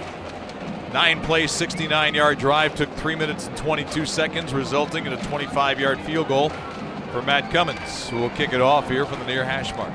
It was Sam Houston State in the rearview mirror and a win over them. Northwestern, they got Stephen F. Austin. I love the name of UCA's field. They call it the Stripes, which is great. And they play there next week against Stephen F. Austin. Cummins kickoff to the near sideline will be taken at the 5-yard line. And coming up the sideline to about the 25-yard line is Gertie. Gertie's been back there on the returns as opposed to Ladarius Dickens in tonight's game. So when it's come out, Gertie's been the guy who's been doing it. So let's see what Bailey Zappi and the Huskies can do here. Starting at their own 25-yard line.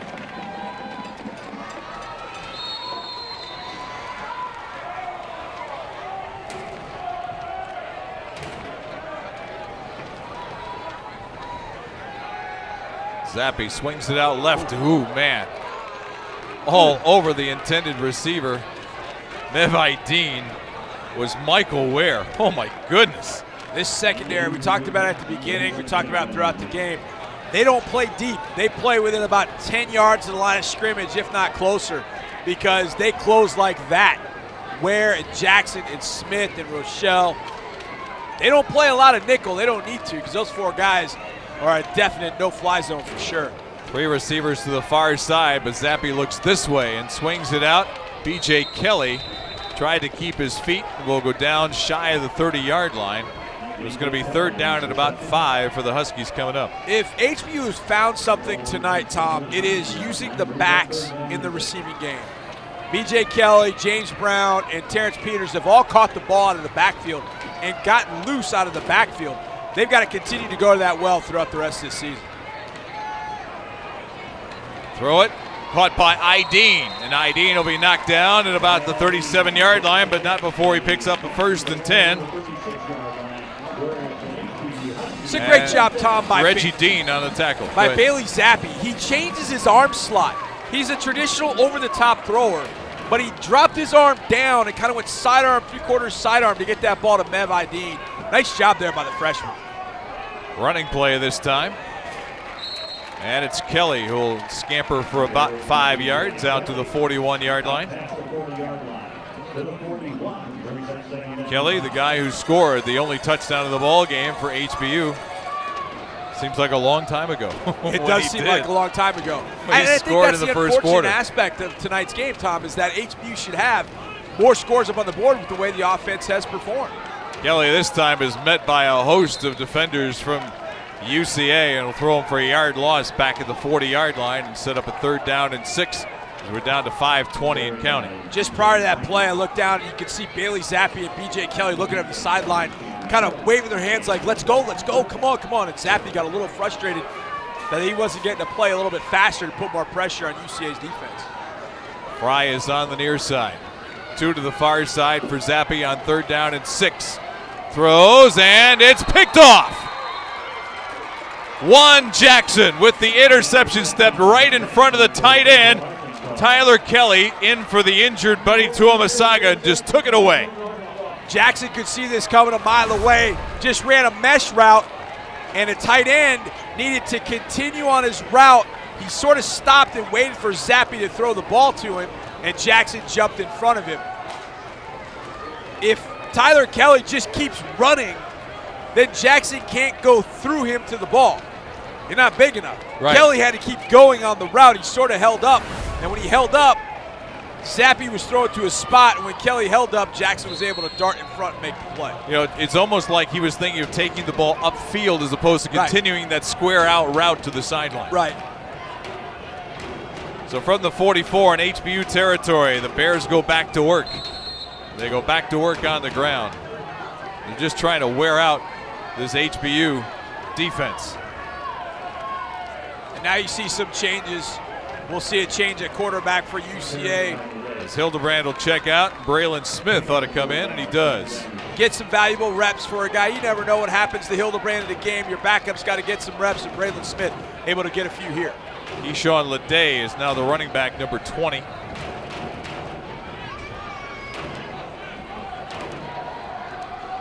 Second down and 6. And Leday will take it over the left side to have a first down as he gets inside the 35 to the 33 and maybe the 32-yard line before Cody Moncourt makes the tackle. Tough for HBU at this point. They lost Greg Vincent inside. He's so key to that run defense, and UCA's had the ball the majority of this fourth quarter, and now they're just pounding it down HBU's throat. You can see hands on hips, guys getting a little tired, getting fatigued. They've been out there for a number of reps because the offense obviously has not been able to do much in the second half. Braylon Smith with Leday behind him, and Leday runs it right up the gut. And Dolan will make the stop there, along with some help from Jonathan Graham. They'll give him 3 yards to the 30-yard line, where it's going to be second down and 7. Tom, I don't know how many tackles Garrett Dolan has. He had 8 at the end of 3 quarters. At the end of 3 he's quarters. Definitely in double figures. There's no question. I don't know that he's ever played a football game and not had double figures, but he's also got 3 tackles for a loss. He can pile up a few tackles here. That'll add to his number. I think he had 441 coming into the game. 441. Just crazy. Unbelievable. Smith to Leday. And Peebles comes from the backside to collar him and throw him to the turf for no gain. What a great catch by Braylon Smith. This snap, he's going about 3 feet to his right, and he reached out with his right paw and just snagged it and was able to get it to Leday before the run there at second down. Now Eric Fernandez, number 26, checks into the running back spot, a freshman from Fort Smith, Arkansas. And Smith will roll right, look right, and just throw it away. Nobody really open. He did the right thing. Live for the next play with 2 minutes and 30 seconds to go, and bring your field goal team back out one more time. Man, that was pretty smart. Garrett Dolan was flying from the inside. Defensive end stayed home on that play as well. So nothing there. Smart move by the backup quarterback, Braylon Smith, to just throw it away, and I would imagine UCA will go for it here. Kind of in no man's land between a punt and a field goal, so go for it. Longest field goal on the year for Cummins is 47 yards, which would be about what it would be. It would be 47 or 48-yarder here. And Smith will stay as the back. But check that Fernandez the back as Smith, again, forced out to his right, trying to direct traffic. Will heave it long to the end zone. Oh, my goodness. He threw it over the fence. I think he made – did he throw it through the uprights? I don't know if he give him did or 3 not. points just for that. Yo, when you used to play when you were a kid, and you're like, P for K, when you used to pass for a kick. Yep. I don't know. Did he put it through the uprights? If he did, give him 3 points. That's a heck of a throw. He threw that about 50 yards on a rope. Stop the clock with 2:21 to go and give the ball back over to HBU at their own 30-yard line.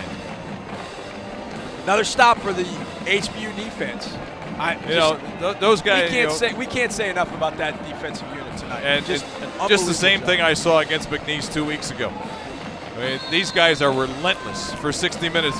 As you said, they're wearing, they're getting worn out, hands on their hips and stuff, but they fight every single play. Zappi throws for Fry on the near sideline and taken down immediately there. Trey Mosley making the tackle after a gain of about 7, and we're going to get a timeout called by HBU with 2:12 to go here. Why not use this as a teaching situation for your young freshman quarterback? Yeah, absolutely. You see some changes made for the UCA on the UCA side. Trey Mosley coming in for Tremont Smith, who had another excellent ball game. He's had 3 interceptions in the last 2 weeks. Can't say enough about what that guy is as a corner for UCA. You can see why. It would talk about Southland Conference with Sam Houston State in the rearview mirror. UCA will have Stephen F. Austin next week. Then they go to Natchitoches to take on Northwestern State. But then they get McNeese back at home. And if anybody's got a chance to knock off UCA, I would imagine it's going to be the Cowboys of McNeese There you see the Central Arkansas schedule, followed in November by Lamar, UIW, and Abilene Christian to round things out. 2nd down and 7 for Zappi. Throws on the outside, and it's caught. Now, will they give forward progress for Dennis Houston? They'll give it across the 40-yard line. They'll be enough for a 1st and 10. Quickly, the line of scrimmage are the Huskies. Zappi gets the snap. Swings it out. Terrence Peters has some turf. Oh! Made one man miss and gets across the 45 out to the 47-yard line. Oh, my goodness. He went and one mixtape on him and just made him miss. That was number 35, Derek Jacob Fernandez. Ziss. No, that was Jacob Ziss, the safety. Jacob Ziss. Sorry, Jacob. Oh, man. Here's Fry on the near sideline. Catches it at the 45-yard line. Enough for a 1st and 10 to move the sticks with 1 minute and 34 seconds to go. I think Zappi's throwing the ball pretty well tonight, Tom. This is not a surprise here at the end. I know there are some backups in for UCA's defense, but he's still throwing the ball pretty well. When protected, he's found open guys. This time it's Isaiah Hall, and he gets stood up and driven back by a pair of UCA defenders, but not before he gets to the 38-yard line for a pickup of 7 yards. Down to a minute and 15 to go. Foot to the gas for the HBU offense. Zappi scrambles away from trouble. Oh, lost the ball. Oh, my goodness. Just bounced it right off his hip. And recovered by UCA with 1:06 to go, and that's going to about do it. Ruling on the field, the fumble recovered by Central Arkansas. Let's take a look again, see how Zappi loses this ball. He got away from trouble nicely. Right here, felt the pocket, and just dropped it. I thought he banged it off his hip. He just slipped right through his fingertips. Just trying to get out of trouble there. It happens. But I would imagine an offensive staff, and you can see down on the sideline, Zappi talking to the offensive coaches. I know they can't be happy about only scoring 7 points. But I would think after their previous 2 weeks of offensive showing, they've got to be. Exactly. I would think privately, when they get in their meeting room, they're going to say, guys, we should have put up more points than 7. But look at all the things we did that we haven't been doing. Exactly. And they've got to feel much better about what they've been able to do. Now, they've got Sam Houston State coming up down the road, and that's going to be tough for them. And they've only got 3 more home games. Yeah. And they're going to have to really take advantage and win those home games to salvage something out of this season, so that these fifth-year seniors, guys like Garrett Dolan, Latravion G, those guys have been around for a long time, to experience success in their final year here at HBU. You know, they have Southeastern Louisiana at home, and then have to go to Stephen F. Austin. And then Northwestern State, Nicholls State will get them into early November rather. Clock down under 40 seconds, so this will be our final play. Braylon Smith will take the snap, take a knee, and that's going to do it. But a highly entertaining football game tonight here at Husky Stadium in Houston, as the HBU Huskies drop to 0-3 in league action, but they give the first place 3-0 Central Arkansas Bears all they wanted tonight, as the Bears win it by a score of 27-7. Now Central Arkansas 4-1 on the season, 3-0 in the league, and Houston Baptist just the opposite. That completes the ball game. 1-4 on the year and 0-3 in league action. So John, a quick final thought. We talked with Steve Campbell. He thought this would be the exact type of game we saw tonight. Great HBU defense, but their offense was not going to be able to produce enough points. And that's going to do it tonight from Husky Stadium in Houston. With our final score, Central Arkansas 27, HBU 7. For John Harris, Maya Golden, and our entire crew, this is Tom Franklin saying so long from Houston, Texas. And HBU fans, don't forget to join us next week on ESPN3 when the Huskies play host to the Lions from Southeastern State University. Once again, our final, Central Arkansas 27 and HBU 7. This has been a presentation of Houston Baptist in association with Legacy Sports Productions.